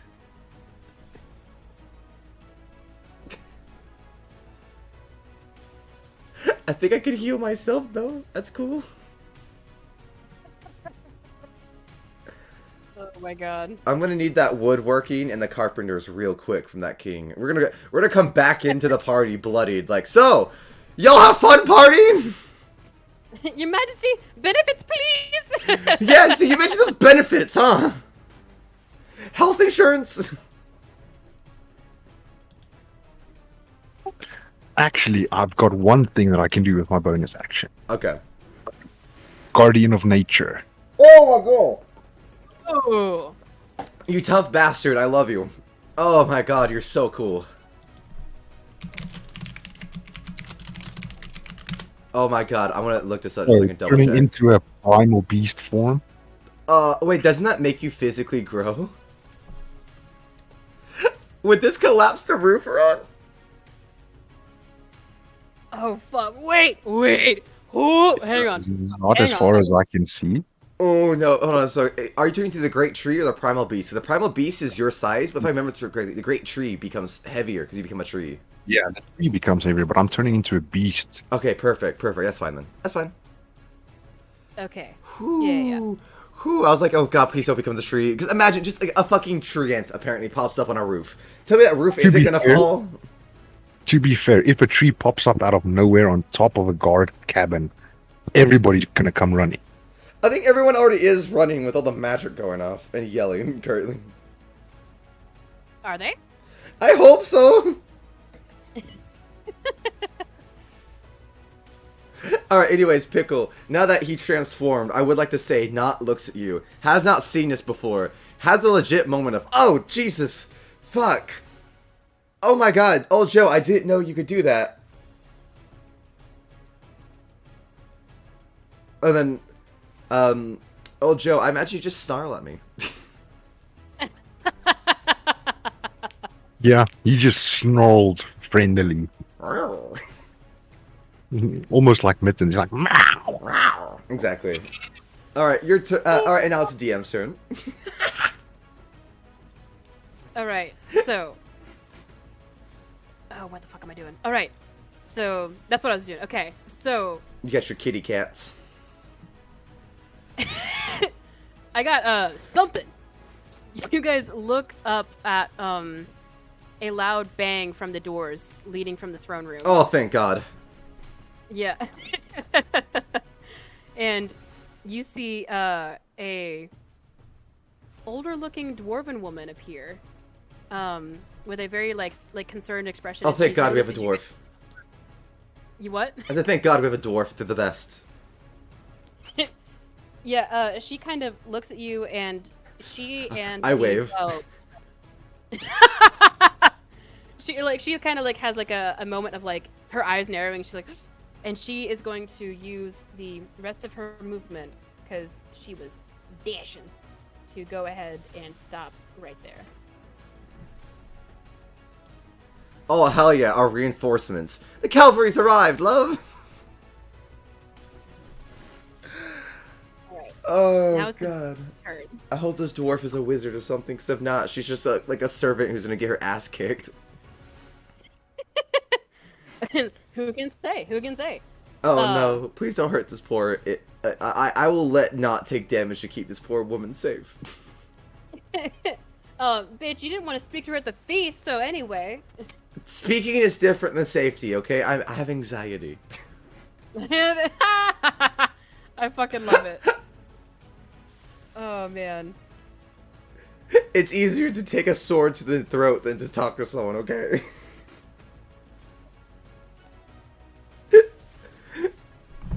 Alright. Two of the beasts are going to stay here kind of like circling underneath you guys, waiting for one of you guys to fall. The other two are going to go ahead and start moving up to go greet the newcomers. Well, wait, so two of them do what? Sorry, I missed it what the first two do. It's good. Two of them are going to stay under the tower. They're just kind of pacing back Just and forth. waiting. Their tentacles laying on the ground. Oh, yeah. Oh, yeah. Alright, They're just waiting for one of you guys to fall. The fair other two are enough. going to start making their way to the front of the courtyard. Not. It is your turn. Ah, well, you see. If they were prone, it'd be really easy just to, like, push them off the ledge and have them fall, huh? Yeah, I guess that would be They're really just easy if they were roll. fucking prone, but they're not fucking prone, are they? I mean, not yet. Did we ever do the opportunity attacks? When they came within 5 feet? She did. I don't think she came within 5 feet. I think that's what she clarified with the circles or squares. Yeah, that makes sense. I was about to say, I got lost somewhere along the way. I think we all have in this fight. It's a little clunky, but we're rolling with it. We're rolling with it. Okay. I promise I'm trying to be a fair DM. I'm not trying to cheese you guys and be like, and they run away skipping and frolicking, and you can't hit them at all. Ha, I ha, mean, ha." that's what we're doing. To be fair, we're skipping and frolicking so they can't hit us. So like, I don't want to be bitchy when we're actively doing this thing to you. Okay, fair enough. Fair enough. Okay, in that case, I will use, should I do Everard's Black Tentacles to hit everyone around us, possibly knocking them off? Or should I do Tasha's Hideous Laughter and try to incapacitate him and then just roll him off?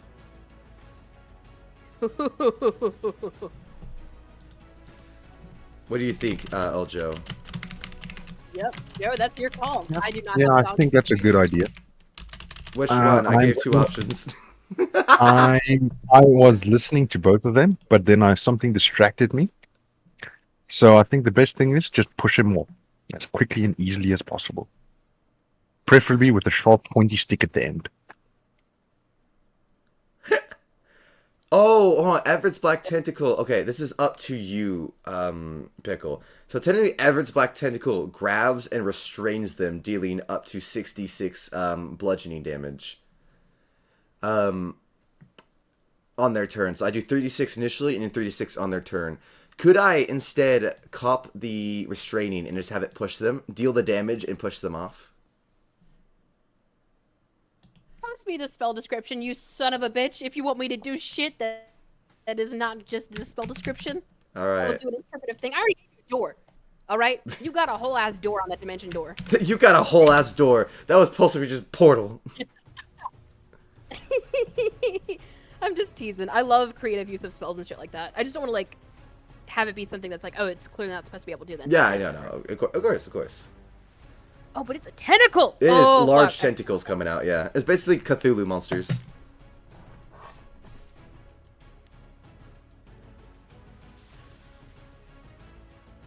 what Oh, I'm gonna do. You're I gonna- forgot. It's you're up to a minute too, so I keep it out for the minute. So I basically cover everywhere we're at. Sorry, go ahead. No, it's good. If you're trying to knock people off, I'm going to say that, like, you can't, like, it would affect everybody in this area, right? Because that's what the It could potentially hit Old Joe. right. So everyone would have to do a dex save. Okay, which you could potentially send Old Joe into the piranha's pit. Shit. Okay, never mind. But you know, like, it would be so good if I could, like, even if you didn't let me push them, even restraining them, because now we just captured this BBEG, tie her up, restrain her, knock her ass out, you know, I mean... You're welcome to still try to have them restrained, but it's still going to affect everyone in that 20-foot square. Damn. Yeah. Question, Pickle. Yeah. If I cast something that just usually erupts the earth, does that mean that they're gonna fall through the roof? Oh, for fuck's sake. I'm not revealing shit. Oh my god, if I use Shatter, the roof is made of stone and clay. I could break the roof below us. Could you? Yeah. Shatter, so a loud ringing noise painfully erupts from the point of your range within range. Each creature in 10-foot radius must make a Constitution save or take 3d8 thunder damage, or half as much on a successful. A creature made of organic metal, such as stone, crystal, or metal, has disadvantage on the saves. A non-magical object that isn't worn or carried also takes damage if it's in the spell's area. And I doubt the roof is being worn or carried. No, true. So in that case, I center the 10-foot radius right on her, right where she is. So it's like around her right here. Just this whole, everywhere, every 5-foot cube around her and on her. I'm a shatter, and then if I guess if I roll enough damage, I can try to shatter the roof. So I will cast Shatter at... Oh. Let me upcast. I forgot I'm a warlock. I can upcast at the 4th level. Alright, old Joe. Let's hope. Pray for good damage. Pray for good damage. Pray for good damage. I want to see you praying to whatever god you don't believe in. Okay. Plus my stuff. That's a natural 20 on the religion prayer. 29 damage to her and the roof as I clap my hands, shattering around her. It's a con save, though, right? Yes, so go ahead and do a con save. So the roof itself takes 29 damage. Go to make the con save. She gets advantage? Ooh. No, it does that automatically. That's my bad. Oh. All the character sheets just fucking do really? It just does advantage. Advantage automatically? Oh. Yeah, Yeah, like and whenever Roll20 I do it does. That's awkward. I know, Yeah, you have so to that manually makes set it. Use the first roll. That's weird. Okay. That's valid. Then she'll take half as much, so she will take, I said 29, so 14 damage. But the roof itself takes the full almost 30 points. All right. So, much like the Hulk clap, not just winds his hands up, and you see him wind them up really quickly as a little tornado ramps around his hands, and he slams them down as the shatter eviscerates or ripples through the air, slamming into her and the roof about her. Very nice. Yeah, and as you slam it down, all of you kind of like feel like yourself like stagger a bit as the entire roof cracks with a large resounding. But it still stands. It is not done yet. Valid. Then in that case, for my bonus action, do I have anything good for a bonus action?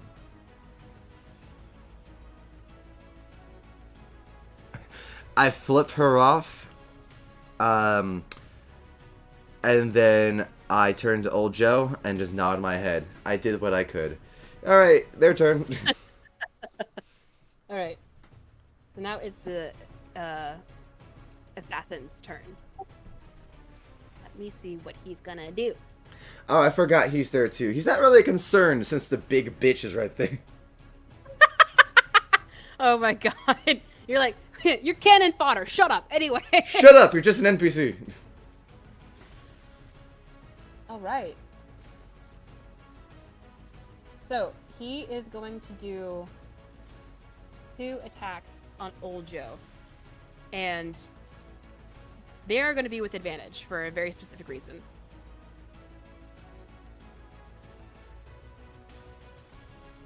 Whoops, If it wrong thing. happens to be flanking, she's definitely not close enough for that. All right, I'm guessing neither of those hit old Joe. Honestly, Joe's just kind of a tank. On God. Yeah.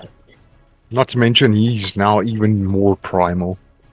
Oh yeah, he's currently angry. You wouldn't like him when he's angry. All right, Hulk. All right. In that case, Is it rude to laugh at the enemy? I don't care. I'm Oh, gonna no. do it anyways. all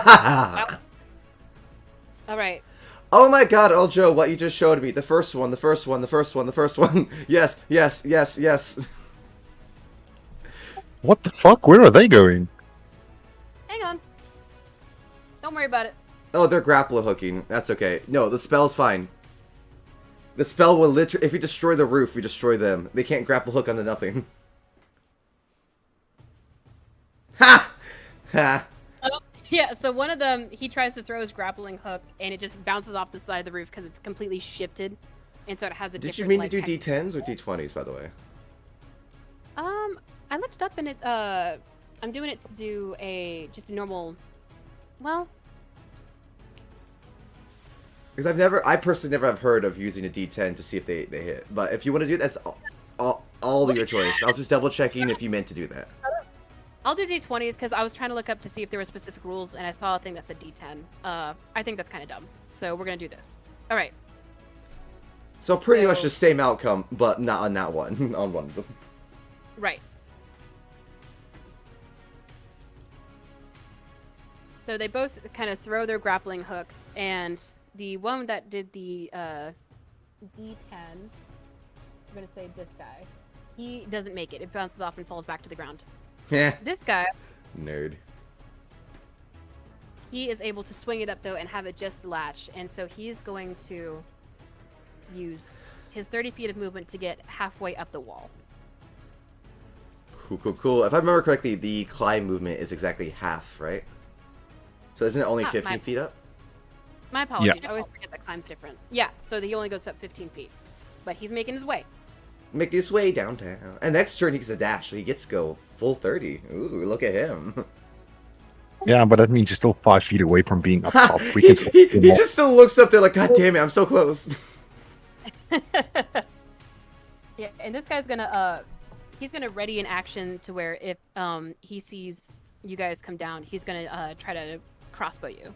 This guy right here, just to clarify, down there. Yeah, that guy. Okay. Okay, okay. All right, now it is her turn.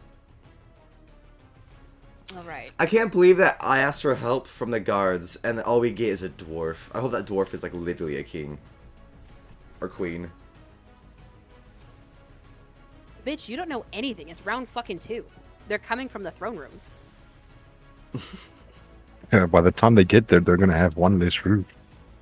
We're gonna have one less. They took too long. We needed a roof. You told them we should build guard towers. They didn't listen. Yeah, and now I'm taking down their guard towers.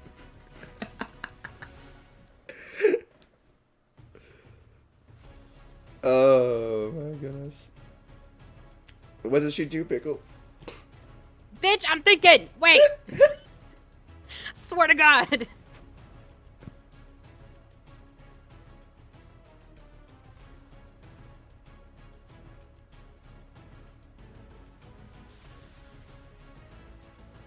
All right. She is going to. She gives up. She puts her hands out, says, "Handcuff me. I'm sexually attracted to you, old Joe. Would you marry me?" He rejects her, kicks her off Mufasa style, says, "Long live old Joe." You big sexy thing. You big, sexy hunk of werebeast right now. All right. She is going to cast Blight Oh, what the fuck? at 6th level. That's just rude. Luckily, thanks to my little guardian of nature, I now have advantage. So do I, actually, because I actually take half the damage, too. Yeah, and she's casting it against you, old Joe. Oh, that'd be perfect. Either one. I think we're both resistant to it, actually, I think. Does this... Okay, hold on. This would count as either a poison or a magical disease, right? Blight? Yeah. Hmm. Oh, shit. I wouldn't count as a non-magical plant, I guess, because I am magical. But holy shit, that scared me for a second. Yeah, that's a 19. Ooh.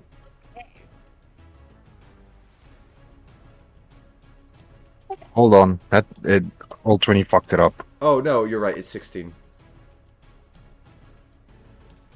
I'll just do it manually. That's just easier. Yeah, just do it on your character sheet a little bit. Yeah.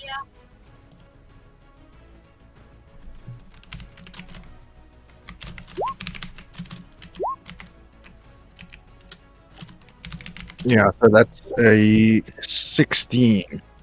Okay. And so I'll go ahead and do the damage roll, and then you only take half, a little less than half, I think, because resistance, right? That's... Oh, yeah, so if you succeed, so yeah, technically... how does that work? I guess how I do it is that they take a quarter. Do you do it quarter or like no damage? 'Cause I've heard some DMs do no damage. I'll do a quarter because I don't want to treat it the same as invulnerability. Exactly, but, exactly. Okay, smart. All right. Perfect. That But- means that I can use my reaction to cast... Well, not cast, but fungal infestation. She casts Oh. Blight and you cast Fungal Infestation back. Sorry, not fungal infestation, it's Halo of Spores. So 1d6 necrotic damage. Oh, very nice. Is there a save? Yes, it's also a con save, and it's also DC 16.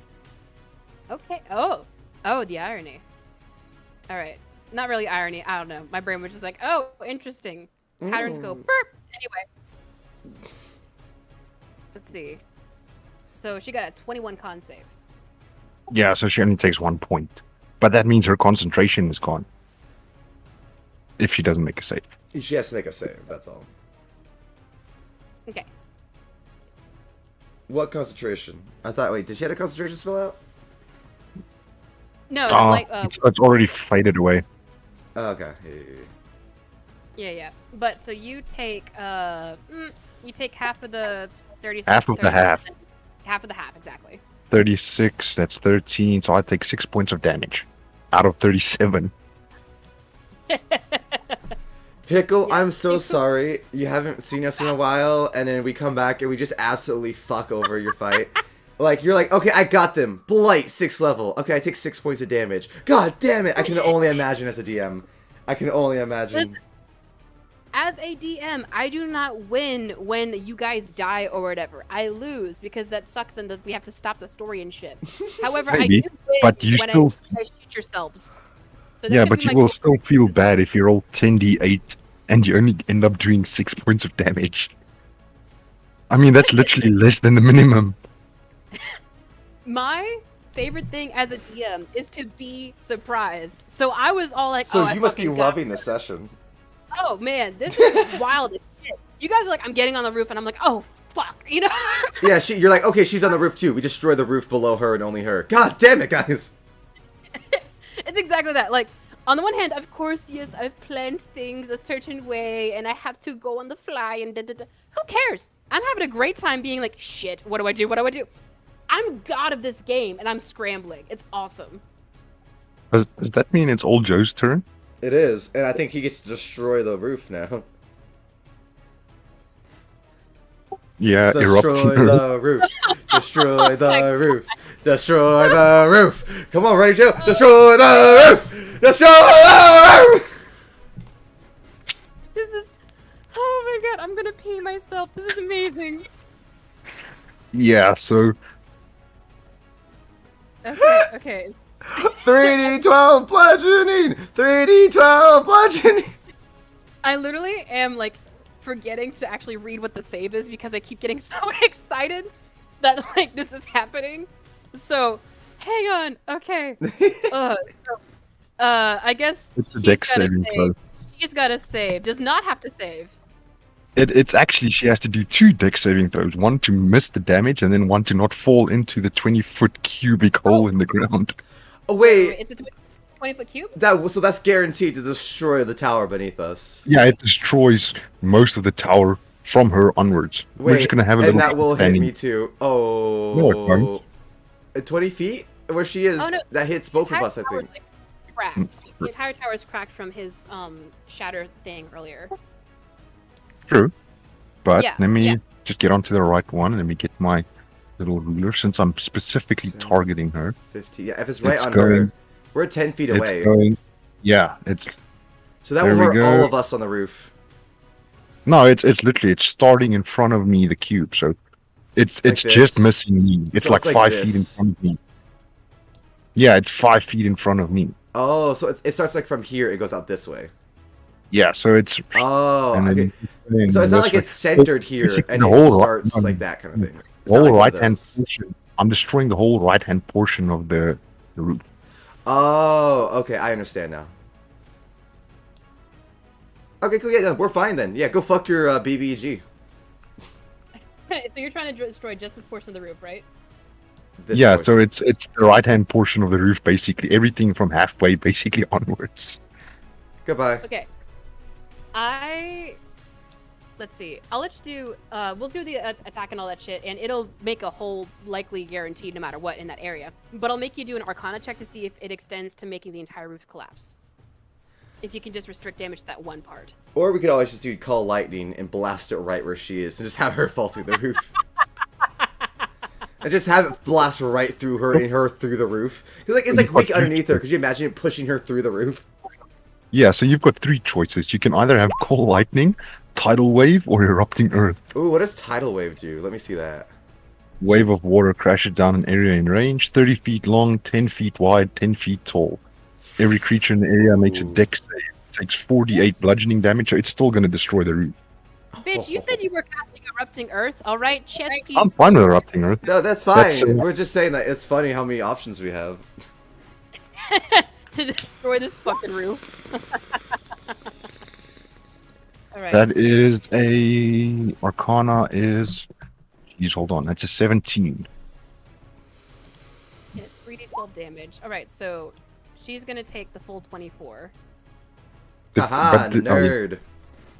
And then, since she took the damage, does she get the second dex save to actually jump away from the collapsing roof? I would say yes, only because there is 2 different things. One is the a collapse usually happens after the impact, so she can get hit by the impact and then react to the collapse. Yeah, but if the impact happens, the roof is instantly gone. It's not like where it's on Earth, where there's still something beneath you. Well, I mean, this is technically a form of reality, though. It's not like it's like you still have physics. It's not like the roof immediately crumbles into dust. Oh, how dare you insinuate there's physics in D&D? How dare you insinuate reality and physics?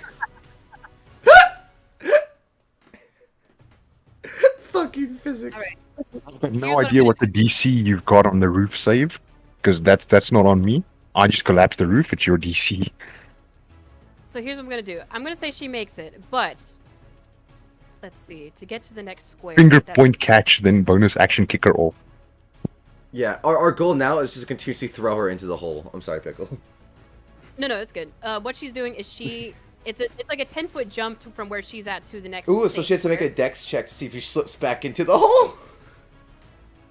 Well, no. So she made the dex save to jump out. I'm gonna flavor it as she makes it to the next square, but she just grabbed onto the ledge. She's dangling over the hole. I know. I'm Hold just on, bringing up the hold on, second I've dex got a check because you question. said there's a dex check for moving as well. Yeah, so wouldn't there be a third dex check then to see if she That's why actually I brought could up move? another dex check. Yeah. Jumping from the collapsing roof. She doesn't have to see if she slips off.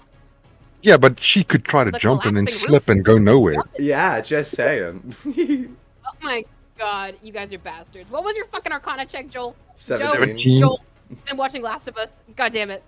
Anyway. So, sorry. This is why you can't bring rules out in front of me and Darren. We fucking use the rules against you. Okay, so here's what's gonna happen. A couple things are gonna happen here. So, the entire roof, because it's not it's like, a super. How do I say this? It's not as though people prepare for there to be like targeted attacks to collapse one area of the roof. So the entire roof is on the verge of collapse.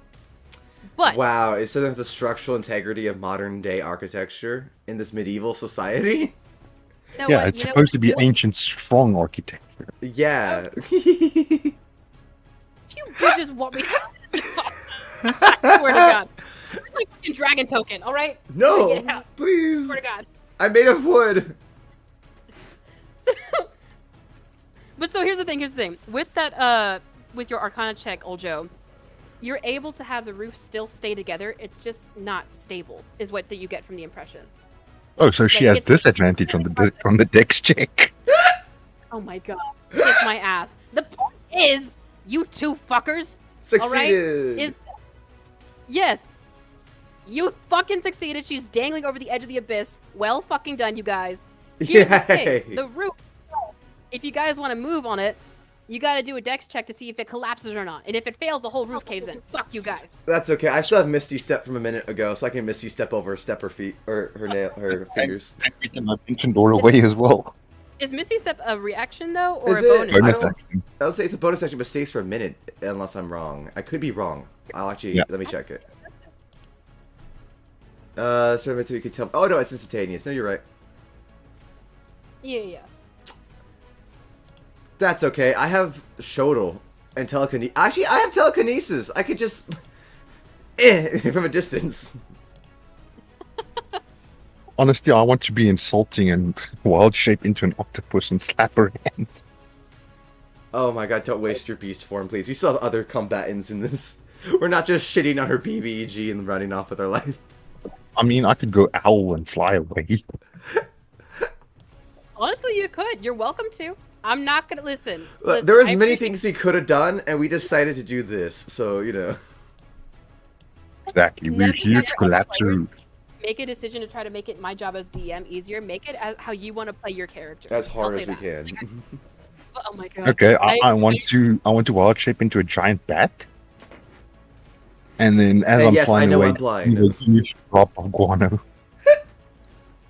Oh my God. I like to imagine Well, that Pickle is right now physically bent over her desk, hand in face, pinching the bridge of her nose, just like,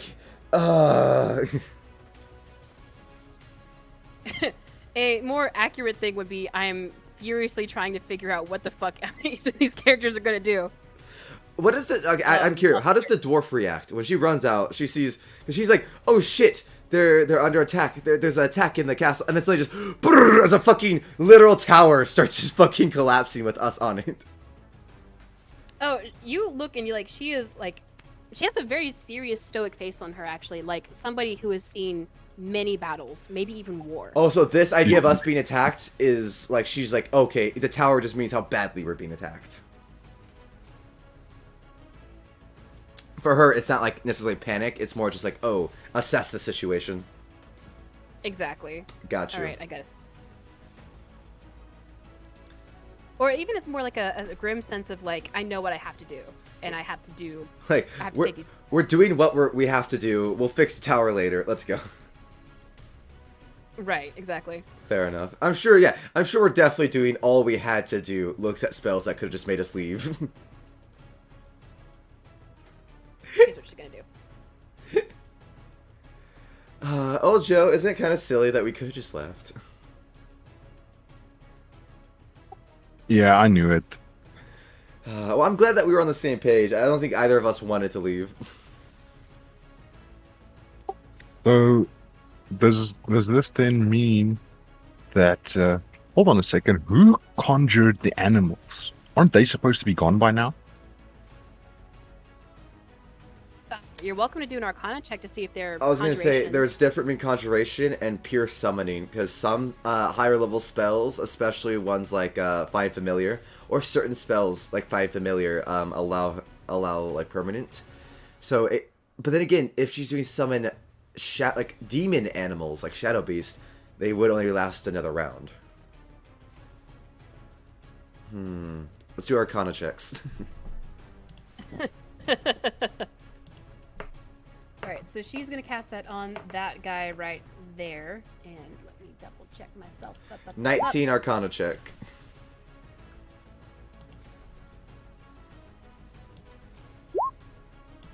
I have so many 13. fucking character sheets.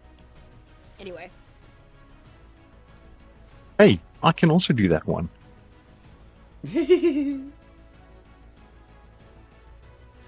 Isn't it fun?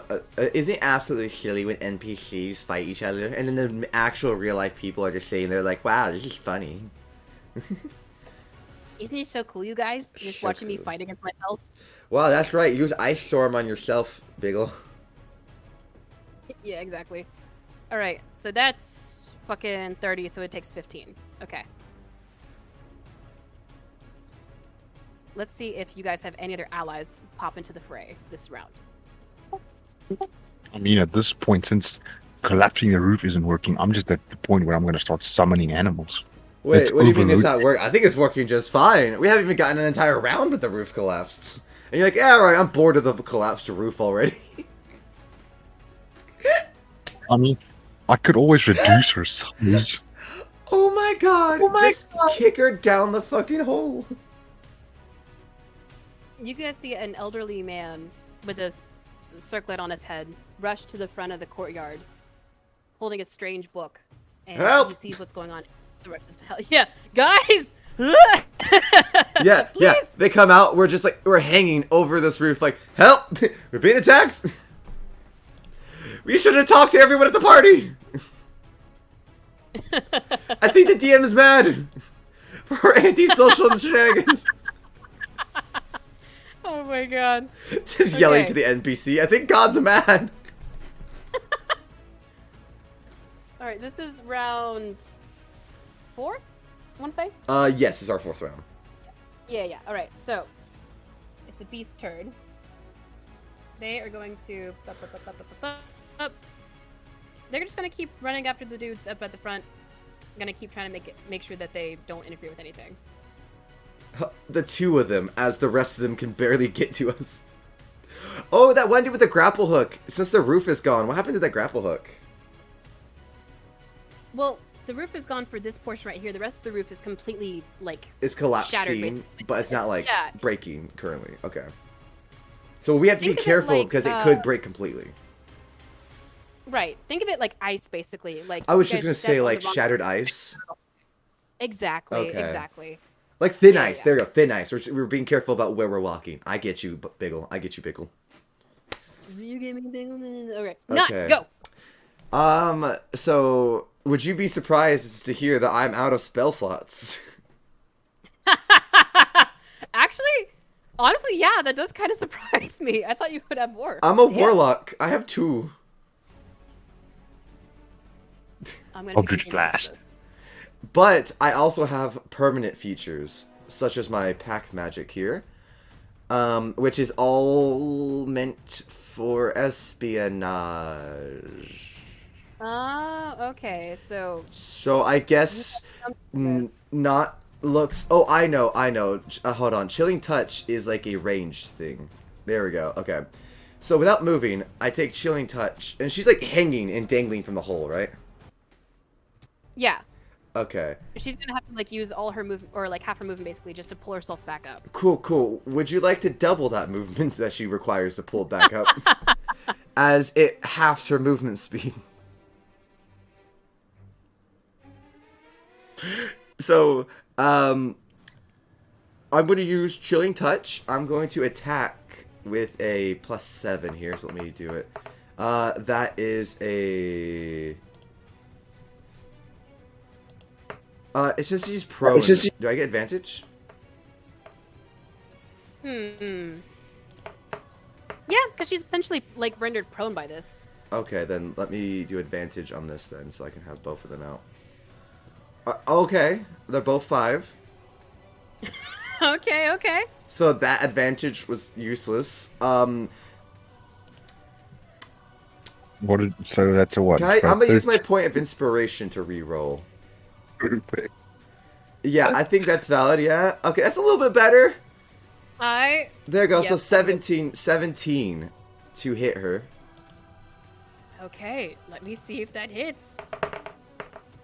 And then remember, when she's prone, that's called flat-footed. She doesn't get her dex bonus to her AC. Oh, she doesn't get her dex bonus or AC. Yep. Okay. No, that hits her. That hits her? Perfect.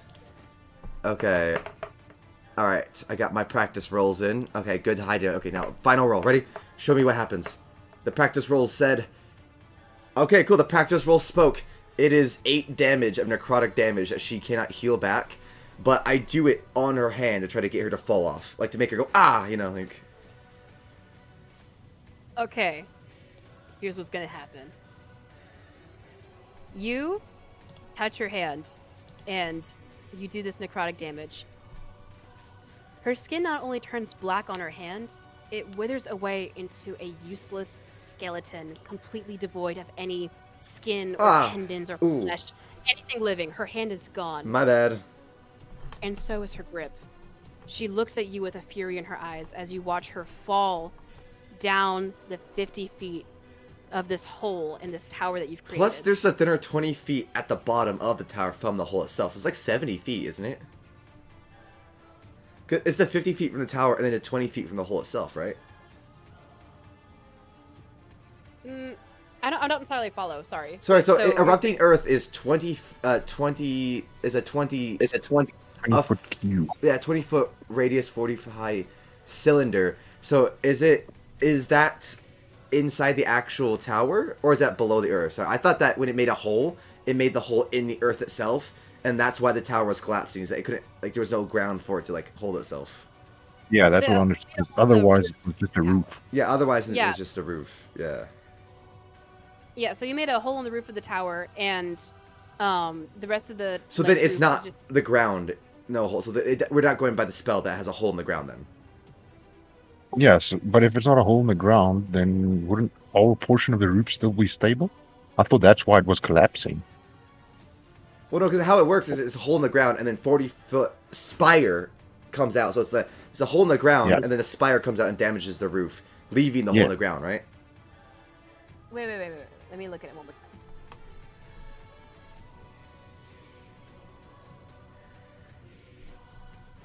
time. Wait, I think we broke Pickle again. Because technically, I think she's falling. Like, do you get what I'm going for, right, Darren? I think so. Like, you're saying that, like, the way that the spell actually works to create the erupting earth is that it shoots a spire. Yeah, that deals the damage, but then leaves a 20-foot hole underneath it. So she falls to 50 feet to the ground, and then the ground still has a 20-foot hole left from the spell beneath it. So a 70-foot drop, if that makes sense.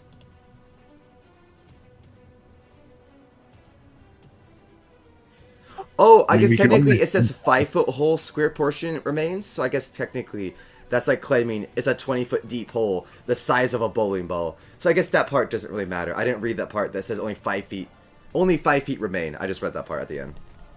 Yeah. I mean, we can always just go jump down after her with a spear and see. I mean, it's still 50 feet. I doubt she's gonna be okay. I was just trying to clarify how far she fell because I misread the spell. That's all. You're good. Yeah, I think that's how it works. Yeah. All right. So, she falls from the tower. Her hand gone, basically. Nothing more than just like a very pristine-looking, cleaned skeletal That's hand. gonna be such a badass thing to have come back later. I have to make sure I keep note of that for later. But she looks at you with this fury in her eyes and this look of disdain as she falls and hits the ground with a sickening crunch. Ew. Still. Cool. In my bonus action, I'm gonna kick a piece of rubble directly on top of her corpse. Just like a rock? Yeah, kick the rock. She technically takes like 10d6 damage, but she's dead. It doesn't matter. As the rock just through her. Alright, but so she is now having to do death saving throws. Which I will not reveal to you whether she passes or succeeds. Cool. I told you I should jump down with the spear. Cool, but yeah, no, I will legitimately take my bonus action and just kick a rock down at her. Does the rock with the gravity of 50 feet deal damage? Yeah. I'm gonna do a d4, see what it does. Oh, what if it deals any damage? It's automatic a loss of a death save. Yeah. Bitch, if that's what you're trying, I was trying to do it for flavor. Fuck you. Never mind. Never mind. In that case, yeah, fine. I was about to say, get a nat 20 and it's insta kill. Yeah, a rock fucking insta kills her. That would be amazing, honestly. It gets her right in her eyeball and pierces her brain. And I'm just like, cool, move on. Next campaign. All right. It's now the assassin's. Oh, turns. wait, sorry. Could I say one thing before I do end my turn? Yeah. So I do turn to the assassin, and I just say, jump, little one. Why push?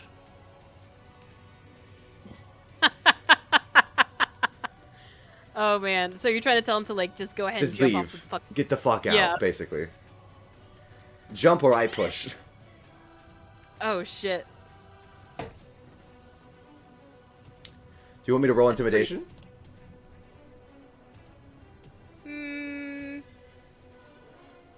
Yeah. I was I'll let because you roll. that's what I do as a DM. If you're struggling to figure out, always just have the dice decide, you know?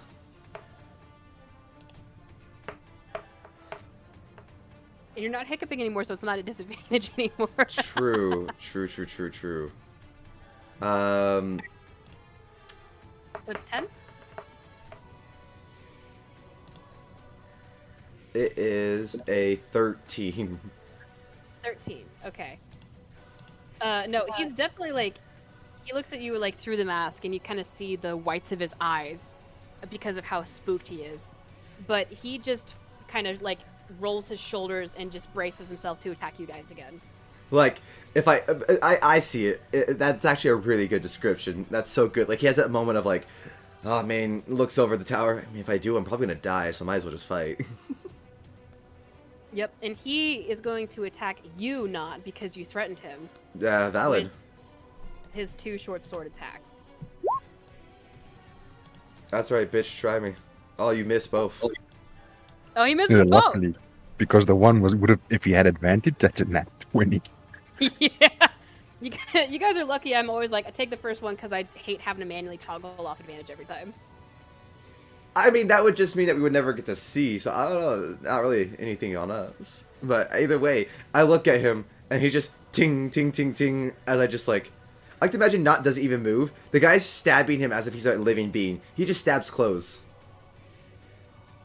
And the best part is, old Joe is almost up next, and now he's going to have flanking advantage. Oh, this guy's fucked, Pickle. Maybe, because this guy is still climbing the tower.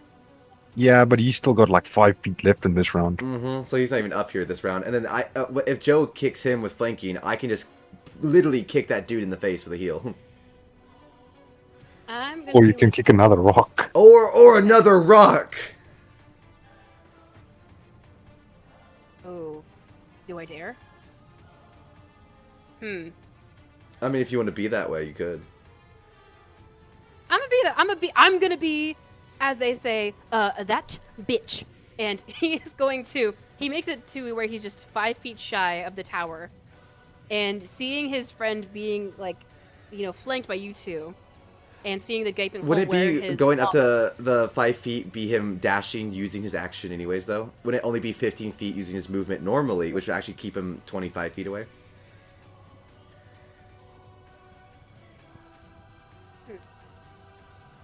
I mean, you can Yeah. have him dash and climb up, and then I can kick him down next turn. Yeah. So I mean, like, if you want to give him extra movement for no reason, that's okay. We'll just kick him back down. Nah, he's gonna dash like you said. Make sure he's abiding by the rules and all that. This guy, however, though, he Sees his grapple hook on the floor, goes, "Oh man." yeah, but luckily he's there to go get his boss. So, whoops, wrong thing. Isn't she in the tower? And isn't Like there inside people a in- wall? And is there a door to get to that tower that may or may not be locked? Yeah, so he's right next to the entrance, like right here, which is like kind of facing the wall of the courtyard. So he is going to step inside Ah. and go to get her. Were there guards inside that guard tower, perchance? I've got a No, great idea. it's more like, huh? I've got a great idea for I know what me you're and gonna Rob. do. I can handle it up here. You go have fun. Oh, no. Can you, Primal beast. if you could have done Dimension Door, then it would have worked perfectly. I would have held my action until you could Dimension Door, cast Earth Tremor and collapse the tower on them. Oh, well, I mean, if Pickle wants to do that cool thing where you can cast spells and take damage as you, like, pull from your life force, we could do that. Wait, what's this thing you're proposing now? Oh, so it's just like a homebrew rule that, like, some DMs do, is where, like, if, to help with, like, warlocks and stuff, with the whole lack of spell slots, that they can pull from deeper inside themselves to cast another spell, but it's like a d6 for every level that they cast. If it's level 3, it's like 3d6 to cast it. It's called, like, over-pushing or overclocking yourself.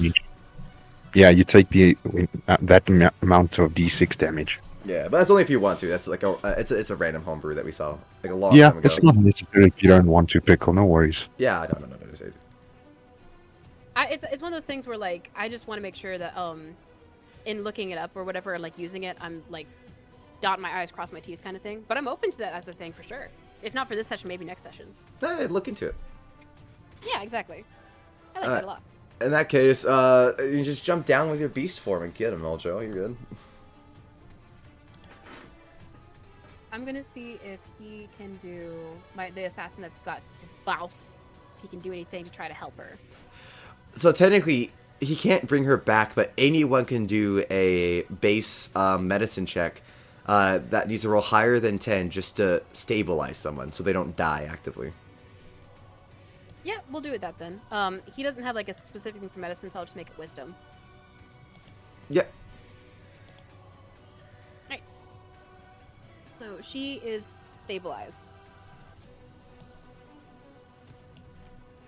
Oh, right. Stabilized means she's still back at 0, which means I can still kill her with another spell. Yeah, she's just not dying actively. We could kill her right now. We can kill her and him. I'm not gonna lie. Oh, Pickle, your character was very rude to us when she first encountered us. She's gonna die by the end of this. Listen. I can't tell you how much I love the idea, just the idea of it, of the cojones of being like, I set things up like for this whole thing. This is like clearly meant to be like a big character or whatever. And you guys just fucking one-shot her the first combat. Yeah. I genuinely, unironically love that like mental image. And then after this, you're gonna have to get prepared to have both me and Darren as your players. It's a different level. and this is only with 2 of us, and we're not even. Yeah, imagine if we had Potato here. My final form. Imagine if we had Potato. Not even Potato. Just imagine if we built something that wasn't 2 supporting characters. Oh my god, that's right. We're both supporting characters. I can't use half my spells. I should have been using Shodel this entire time! For you guys fucking being like just supporting characters though, you guys are doing a hell of a job. I gotta Yeah, say. no, we're just supporting Hell yeah. characters. Yeah, I mean, I'm a Circle of the Spores druid.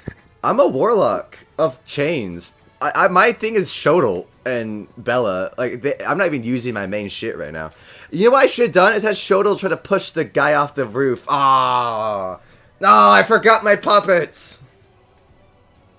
Yep, they're all inside covering your ass so you can escape the feast, dumbass. Anyway, I say that with all the love in my heart. I'm antisocial. Listen, I'm not mad about it at all. I think it's hilarious. You're like, I really want to get away. And then combat breaks out and you're like, I really want my puppets back. Yeah, oh god, puppets?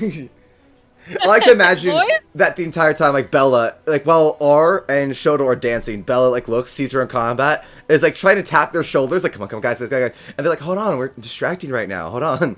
She's like, no, guys, seriously, it's more important. She's like, no, stop, Bella. Alright. Meanwhile, you guys look up at the front, and the cavalry has arrived! 10 guards out onto the steps. About time! We already handled her! Is it still old Joe's turn, though? It is now. They Perfect. spend their turn dashing to get to the front of the throne room. Alright, if you want to do whatever you want, old Joe, I'll cover you. Perfect.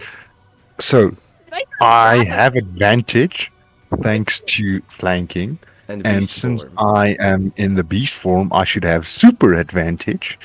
And that means I'm going to grapple this guy, and I'm going to try and physically throw him off since I count as 1 size larger.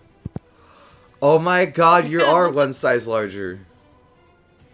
Oh, I think man. I think with how large Joe is, it should be 2 sizes. Just see old Joe Hulk out, turn into a dragon. Not even kidding.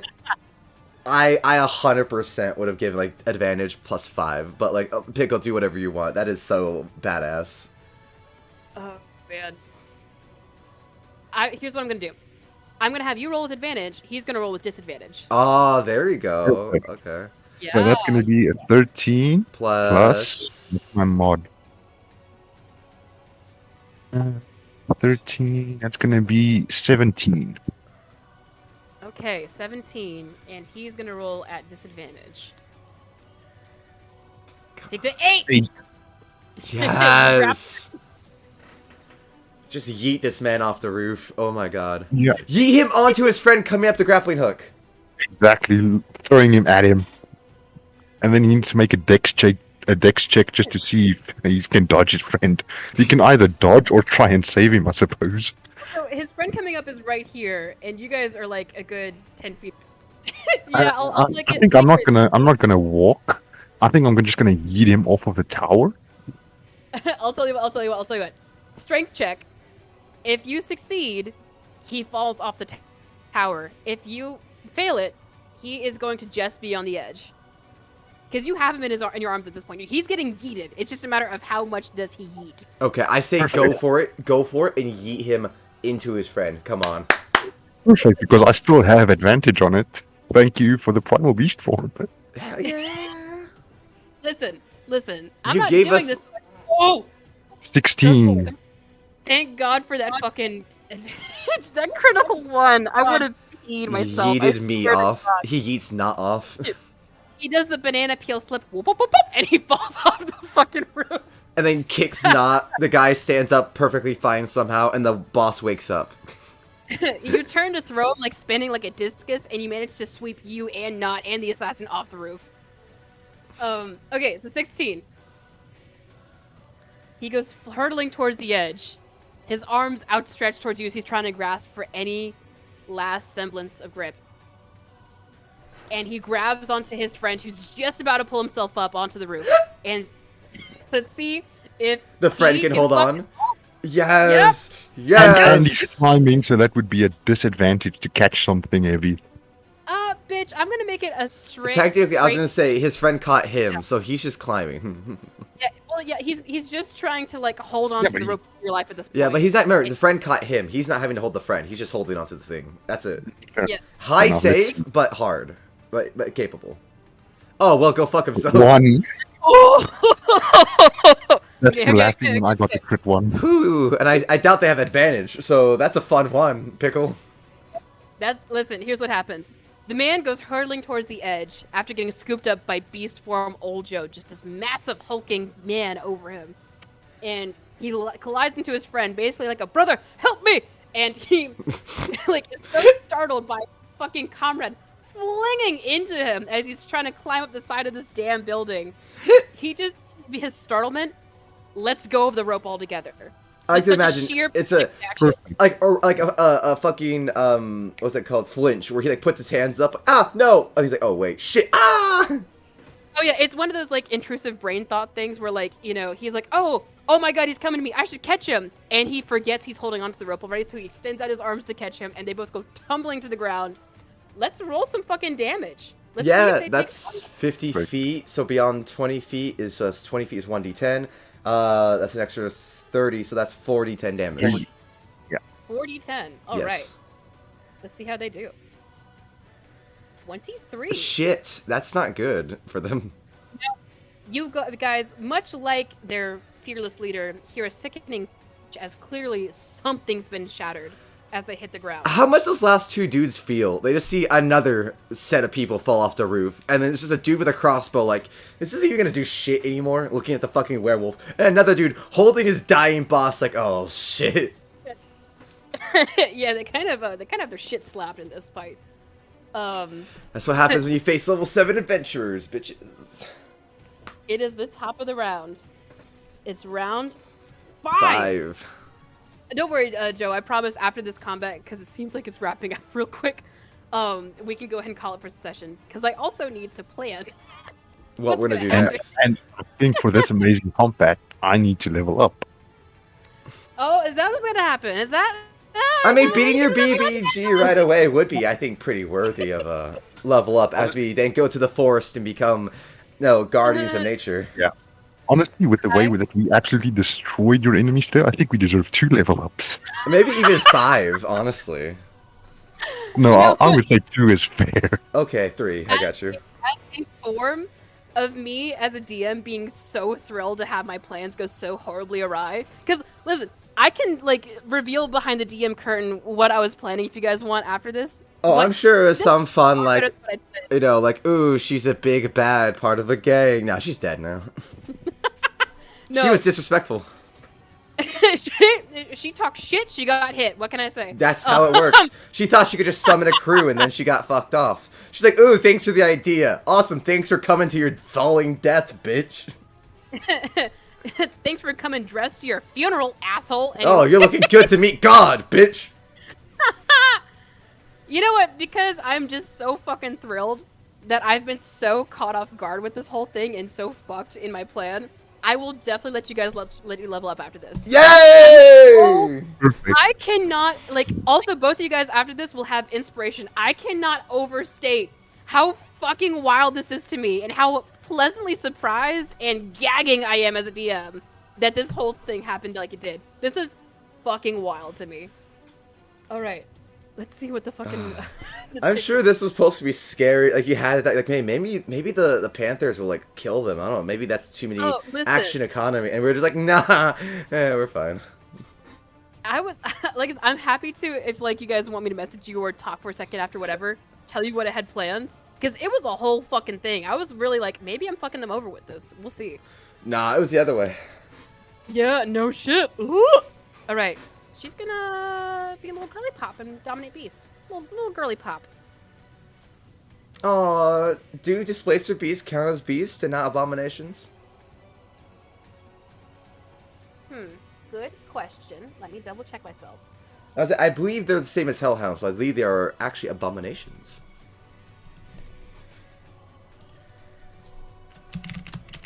Let me pull up their character sheet. I hear you fiercely typing. Let me pull up their character sheet. Don't you fucking Google shit. Oh, I'm not. You fucking mega DM over there. Actually... It's a small monstrosity. No, it's a medium monstrosity. Right, okay. Yeah, so, doesn't work. But, she got the effect, she didn't realize that, just having a trigger reaction, if you will. No, that's okay. She can suck. We're doing a good enough job.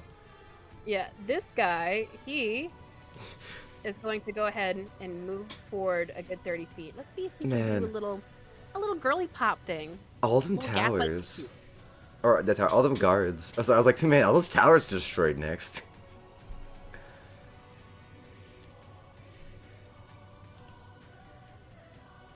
Yeah, this is the intro to a comedy skit where it's the BBEG encounters the party. The party decides to fight them and gets their ass whooped early on. Except it's the opposite. The BBG decides to fight the party early on, and the party whoops the BBEG's ass. The BBG did not, in fact, level up enough.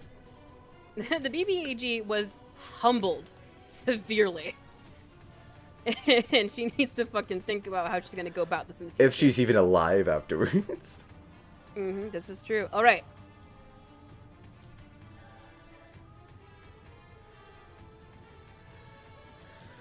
So tell us, Pickle, what occurs? So he fires 2 Eldritch Blasts at these displaced beasts. 1 for each. They failed their dex save. The one on the left did. Let me do one. Wait, Eldritch Blast is an attack roll on his end. It's not a dex save on their end, is it? My bad. I saw the spell save thing, and I was like, oh, I guess I need to go ahead and have them do a save. Never mind. So, it's just going to be 1d10 for each of them. 8 and 6. Damn. Alright, Cleric. Alright.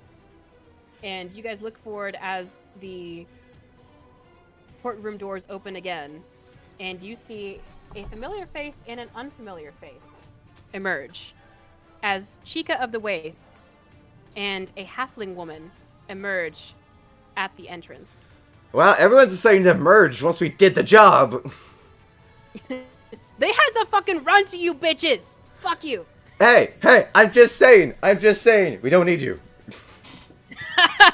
Great job, you guys. We got this shit Yeah, handled, Mr. you're like, Rose. oh my god, Happened. oh my god, we can help them. They come out, we're already have them tied up. Like, how's it Old going? Joe is like, huh, he needs to pay us a lot more gold for this. He's like, We haven't even deserve left the kingdom great. yet, and We're we're already protecting saving your it. ass. Hell yeah, bro. Right.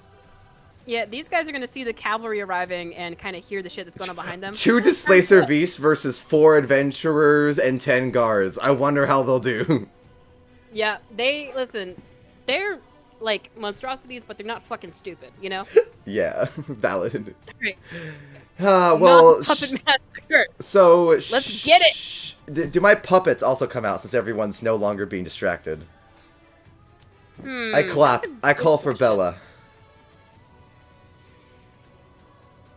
Yeah, I'd say so. Bella is going to appear next. I was to gonna say, you. because Let I me, did say that Bella was the one that was noticing, not anyone else. So if I can just get Bella, that's okay. Yeah, I'm gonna make a little placeholder for her right now, but then I'll make a little token for her real quick. All good. Yeah. So, bup, and Bella placeholder. Yay! And she appears right next to you, you said? Yes, she just appears right next to me. I'll just Okay. use my bonus action to do that. Just summon her to me. All right, cool. Then I will use my main action to walk over to the edge. Let me do my dex check to make sure I don't slip and fall. Oh, and is that with your modifier? No. Ooh. That's a 5 with the modifier. Okay. So. So do I what'd you do? slip and fall? Where were you trying to move to again? I Remind was me. literally just trying to get. I was taking a single step be able forward to just to play look him over as the the edge. Okay. I will say that you use the remainder of your movement trying to steady yourself from your slip. You don't fall off the edge, but you try to just steady yourself as you, Perfect. I was gonna say, what a lame ending. I fall and take so much damage. You fall and just shatter into a million pieces with a Lego sound This in the background. fucking tower has killed everyone. Okay, so I will while she's over, I see her friend down there like trying to save her, right? That's not Yeah, cool. he's So I'm gonna hurt her, deal a death save to her, put her back into death saves, and hurt him with Thunderclap, my my at-will cantrip. Okay. So I hurt them both. That is, I believe, a save on their end with this one. Yes, they both must make a Constitution saving throw, and she automatically fails if she's unconscious. Oh my god. So that's So like she automatically takes a death fail and is back into saving throws. Oh my god. Okay. Fuck yeah. And then he's got to make a con check or take 2d6 damage. Yeah, 2d6 damage. Go. Let's see what he does. Little the biggest boy trying to save his boss. Meets Okay, and beats. He meets and beats. So he takes Alright. 4 damage, but so does she. So I don't know where she is on the death saves, but she's guaranteed at least 1 fail. Then I just look at old Joe and I just whisper, "Finish her." Oh my god. I just point down to the ground. Do it, old Joe. Jump, jump, jump, jump. Acrobatic check. Crush her Yeah. skull.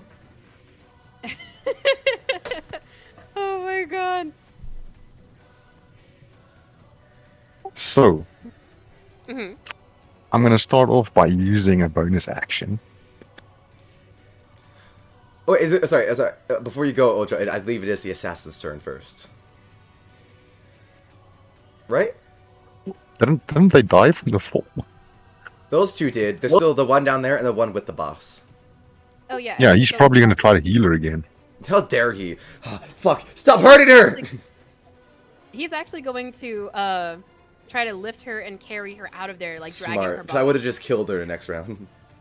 Yep. So I'll make it a strength check to see if he does it normally or if he mean, has to do part. She's gonna probably die anyways. I'm probably gonna smack her again from a distance, but that's Yeah. nice of him to try. Listen. Actually, this just means that I'm gonna damage both of them when I land on them. He gets all of his movement to get them both just to the entrance to the tower. All right, Eljo, jump and crush him. You got it. Yeah, I'm not even gonna try to move closer. All right, The and other let's two see her death. try to saving. like help her. Wait, aren't those two Actually- dead? I thought you said, or unconscious. You heard that? You said that you heard a crunch of them, just like her. Bitch, they're still alive. Damn! So they got broken ribs and they're still going. Yep. Good for them. Honestly, good for them. Good for Like, them. honestly. I thought they were dead. I was like, you know what? Fuck, man. Jesus. Oh no, like so, they definitely were severely hurt by it, but Yeah, they're still Yeah, no, like they're tough fuckers. Good for them. tough fuckers. Yeah. Is So, that like old Joe, time to land on top and kill all of them, right? Yes. So bonus action, symbiotic entity. Thanks to being Circle of the Spores, I can awaken my Halo of Spores that's inside of me and gain 28 temporary HP. Primal Beast and Circle of Spores. Yeah, we're support classes, Pickle. So let me just start off by adding that.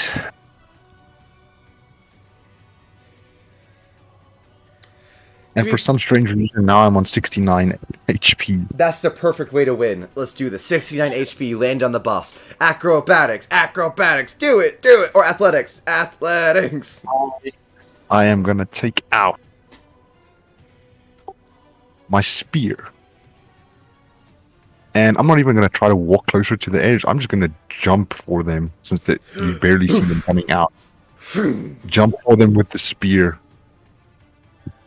So, Pickle, what would you like me to roll? Just a normal attack roll? Athletics. Like, what would you like him to do? Athletics? What's gonna happen? Dexterity? Oh, Are you thank trying, God, it's moved up. yeah, are you trying to avoid any damage to yourself? Because that'll be a different check if you're trying to like attack. No, and hell avoid no. damage. I think that's why he took the that's temporary really- hit points. Yeah, Okay, yeah, so that I wouldn't figured kill it was a me. double check. I don't think either way this kills him. I think he's just trying to usually take the damage and crush them. Yeah. All right, so I will make it. Let me see. Oh, technically you're attacking from an elevated height too, so you do get advantage. Exactly. I was just waiting on Pickle till I can do my roll. That's so good. I'm gonna say. I almost want to make it sleight of hand, but I just don't think that that's. Well, because like it's like For an you have to, like, attack? angle yourself. Well, to angle yourself to fucking like fall at the correct. That's trajectory. athletics. Like, this literally athletics is Yeah, to physically literally angle yourself and do that. athletic, That's in the Because of the description. The hand is tripping me up. The hand is tripping me up. Yeah, I'll tell you what. I will make it an athletics check. Sorry, I don't mean to laugh. I'm I not even did gonna roll not the second expect one. sleight of I'm not even hand. gonna roll the second one. Nat 20. 24. Nat 20. Let's do it. Oh my god. Double damage. We're killing your whatever- BBEG and everyone around her. Yeah, so whatever the full damage is, that doubles. And then since I've got the spear out as well when I was jumping towards them to actually pierce them, I think I kill all of them. Wait, to do like an area attack of damage? Basically, are you even doing the spear, or are you just punching the earth to make it area, like, slam around them? Yeah. That's I would- how we'll do this. Let's do this. I think the slam would be yeah. better, because that'll hit everyone. Yeah, I think honestly, as he's going down, he sees there's more people than he expected. He just leave the spear and go and slam it like. Oh. Tosses the spear to Not, says, hold this, and jumps. Do me a favor. Go ahead and roll your damage. I know it's double damage, but What is the damage for an earth slam? Damage. It's gonna be whatever the height is. So that's 50. So that's what 40. 4d10 again, yeah. And then that's plus your double. strength. So 8d10 plus plus your strength. strength. Pickle, goodbye to your BBG. It's been wonderful to not meet her. Have a wonderful day, and a wonderful death. So, Oh my god. Wait, let me get up my fucking calculator. 14, 18, 14, 20, 24, 25, one. 35, 7 points of damage. 41. Is that 8 right there? 41? Hold on. I think it's literally 41. Oh no, there's another 10. 51. 51 points of damage. And there's another 6. Yeah, I added another 6 already. Oh, and then plus my strength modifier. 51 and plus your strength is 56.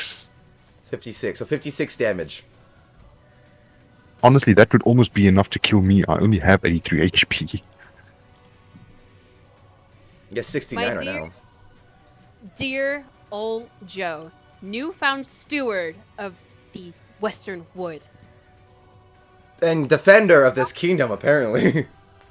Tell And me since how it was you a crit, oh perfect! I killed the BBEG in the first. tell me how you kill 3 of the 4 fucking enemies that are right there. Please tell me heal into her head. Please tell me heal into her head.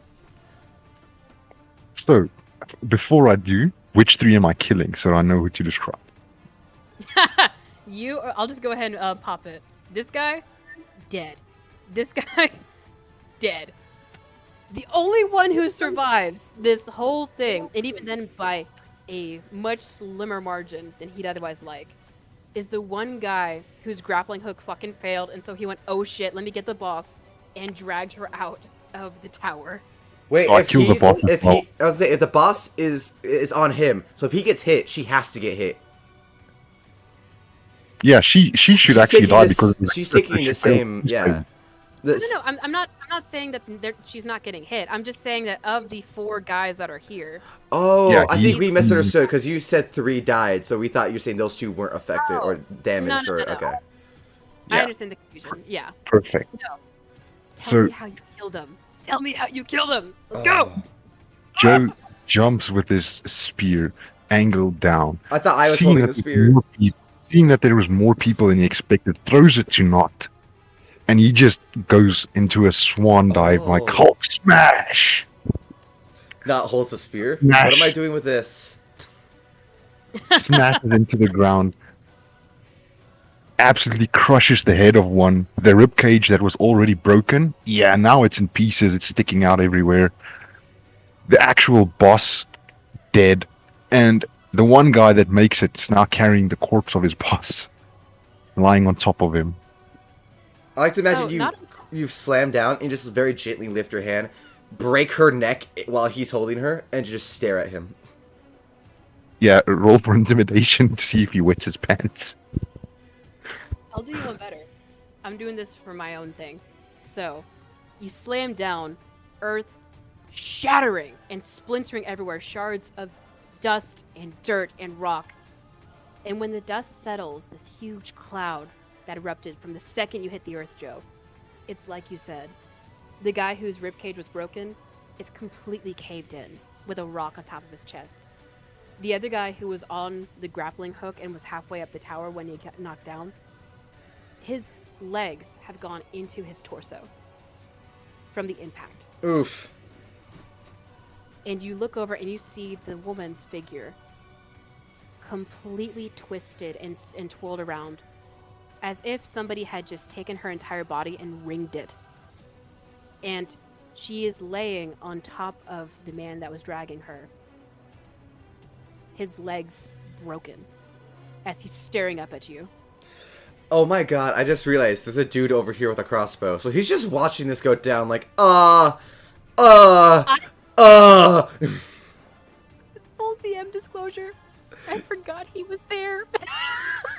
Honestly, I thought the dwarf was gonna take him out. She's over here taking the displacer beast. I listen. In any multi-piece combat, there's always going to be things I miss. I literally forgot an entire enemy. So he's done like nothing for 4 turns. Oh yeah, he hasn't shot, he hasn't done shit. He's just standing there like, you know what? If I was you, I'd just say he had a thought, said he didn't get paid enough, and just left. Yeah. Yeah, that's exactly what it is. When he saw us kicking everybody and everything's ass, To he be was fair, like, nope, not worth it." What sane man would look at what old Joe is currently, a blood-covered beast, and say, I could take that. Oh yeah, and that's exactly what's happening. The Displacer Beasts and him are doing a full retreat. You guys He's are gonna go welcome- tell their big bad evil guy that we killed their other big bad evil guy. Something like that.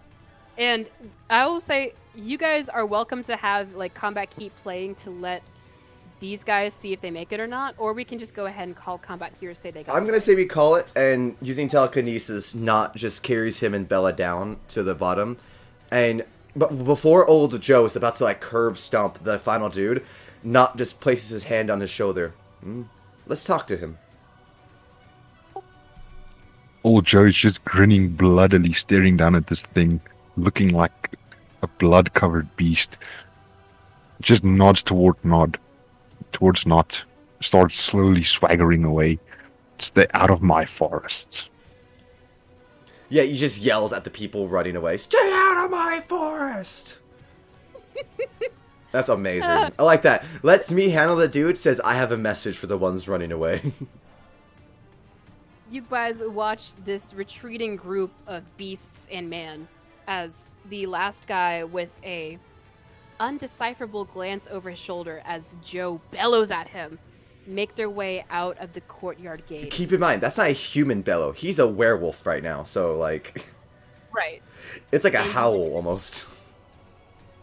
And you return your gaze to the shamble of a man sitting before you, his entire form trembling Then... as he looks at you up from behind the mask. End of combat?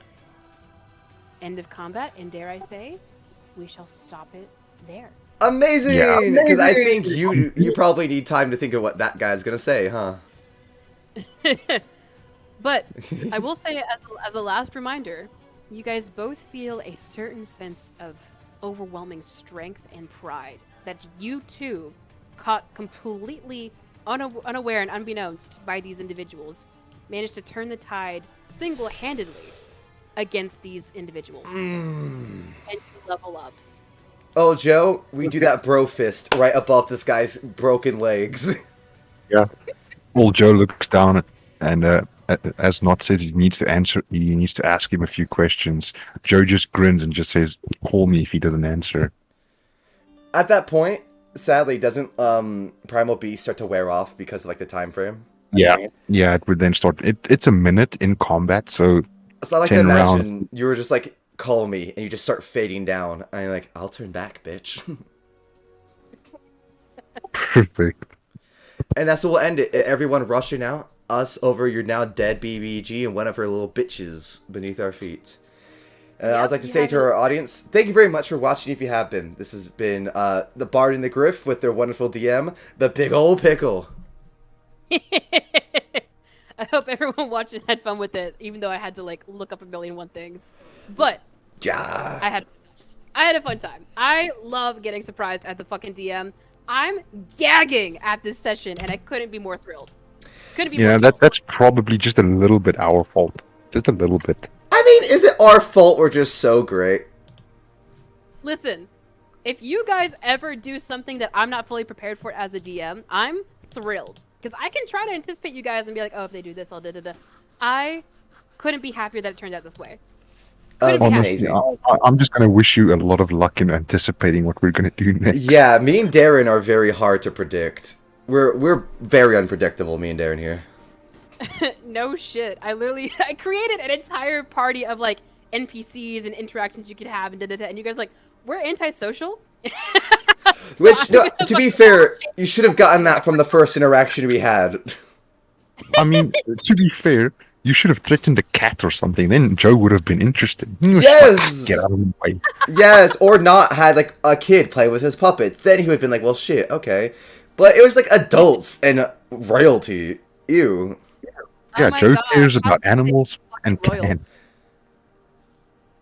I mean, he snubbed the king when he walked into his kingdom. Yeah, like, just to be fair, I feel like we played our characters. You guys played them very true to form. I'm not, like I said, as it's something where from a metagame perspective, I'm like, of course they don't fucking go after the NPCs. In-game perspective, it's perfectly in character, and I'm couldn't be more thrilled. Couldn't be more thrilled. I will say, so I'm curious, before we go, and before we let Griffin go, this is kind of like our end of session little chat real quick.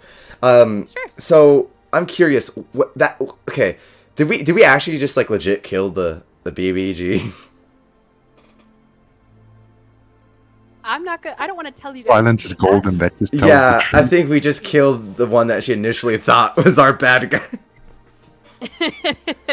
I don't want to guys tell you that right away, but if you guys want me to pull behind the DM curtain for a second, I'm happy to tell you guys the encounter I had planned Yes, please for this do. session.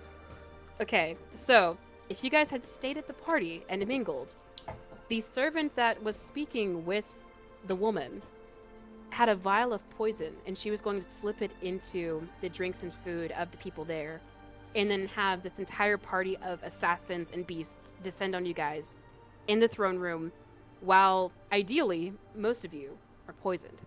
Oh, so we were just outright gonna leave and not. And I was just like, wait, where are you going? Oh yeah, this was a coup.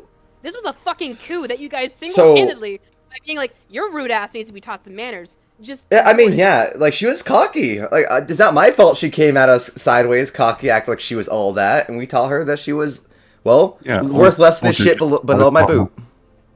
Yeah. Yeah. You'll look better, a lot better scrape on the sidewalk. And now she's literally on the sidewalk. She looks a lot prettier without her face. Oh my god. No, this is why I'm so fucking thrilled, because I had planned an entire like coup encounter, and then there was going to be other madness that descended once the coup began in the city. So basically, we stop the coup because who the fuck is like trying to poison in the middle of a fight? Like all the guards are going, everyone's leaving, no one's drinking right now, so no coup. Then we kill the people who are going to be assassins. We killed literally a majority of them. Then we we made fun of them, saying, "Oh, we did it already." So imagine you're like that person who's a conspirator who's like, finally, I've spent 8 years planning this. Who the fuck are these guys? The best part is I cannot wait until we get in session next time where Not asks questions and finds out about a coup, because old Joe is going to be demanding a lot more compensation for his forest. To be fair, we were only supposed to defend the forest. Now we defended the king versus a coup. We are his personal guard. Yeah, now that's a hell of a raise. That's a hell of a raise, and we'll be talking about that later, Pickle. Your voice echoing in the back of your minds. We can talk about details later. Details later. Old Joe just shakes his foot at the clouds like, I want a stack of power. Alright, well for now, in that case, what we'll do is, should we, Pickle, would you want me to, like, DM a one-off next week so you can have time to, like, write and make continue forward with this? If you do another thing where I have to pull a wizard out of my ass to banish us, I'm not going to be happy. Listen, just because I came up with a good puzzle that you found the most BS way out of, doesn't mean you needed a wizard. To be honest, I kind of want you to continue with that, because I want to play that same character again, because I'm pretty sure you leveled up from that. Yeah, no, you guys did. But yeah, like Pickle, so if you want to do it like me or Darren do a one-off, and then every other week give you time to write. You know what? I will leave that up to you guys. I have enough stuff planned out. Like, obviously, I had this encounter planned out an entirely different way, but I have enough stuff planned out in the campaign itself. Oh, I mean, if that's the case, then I'm more, if you're cool, Joe, next week, just coming back, letting us talk to the king, and then go set up our, essentially, like, I don't know about you, old Joe, but, or what you've expected from us, Pickle, but my thing is that if we're gonna be guardians of the forest, like, I'm taking that seriously. We're gonna set up a base camp. We're gonna go hire a house builder. We're gonna go like set up a fortress to like a cave builder. We're not building anything in fine a cave, and then I'll build a shop inside the mountain. Exactly. You guys are gonna go full like Minds of Moria with this shit. I'm picking up what you're putting down. Yeah, I mean we're defenders of the forest. Meld with stone, so I can instantly be anywhere anyone's attacking anything in my forest. You just fucking like emerged out of the nearest boulder while someone's like taking a piss, and they're like, they just like completely freak out. Yeah, they're like trying to take a whiz, and we're just like, hey, how's it going? yeah, you shouldn't be here. Oh God! Just fucking stumble out of it. Oh Jesus, who are you? I'm old Joe. Like, oh cool, old Joe, get the fuck away from me. Get the fuck out of my forest. You want to hear how you're being a problem? You're in my forest. That's why you're being a problem. Yeah, you're a problem. Oh my gosh. All right, well. No, I'm running the session again on this next week. In that case, yeah. Me and Joe will plan, I guess, what questions we have and what we want to buy for the forest. Perfect. I need to start planning out a trapped forest. Absolutely. We need to do like you can swinging send me- logs, etc. Yeah, if you can send me a map of the forest you want us to protect, then I can start trapping it. Yes, and I can go start planning mercs that we can hire, like rangers and shit. No rangers. We can hire animals. I've got a lot of tuna. Oh, Listen, Jesus. I think, dare I say, not to give old Joe too many ideas, I think he's gonna ask for the fucking cat after this. Just to take with him. Oh, yeah, Honestly, that is his payment. Imagine my entire thought process at this point has been that's not a normal cat. There's no No, fucking way. It's a normal It's a cat. You lion just talk to polymorph. it. It's just a pompous cat, if I'm correct, right, Pickle? But Yeah. pompous cats usually means Usually means cat. that it's a cat. doesn't matter. Is the It can be a cat descended from a lion. The cat is the BBEG. I guess I'm turning evil. Neutral evil. Oh We're my going to god. save all the forests and all the animals and kill all the people. I'm good with that. All right, I think that's a good place to call it. Thank you very much for listening to everybody.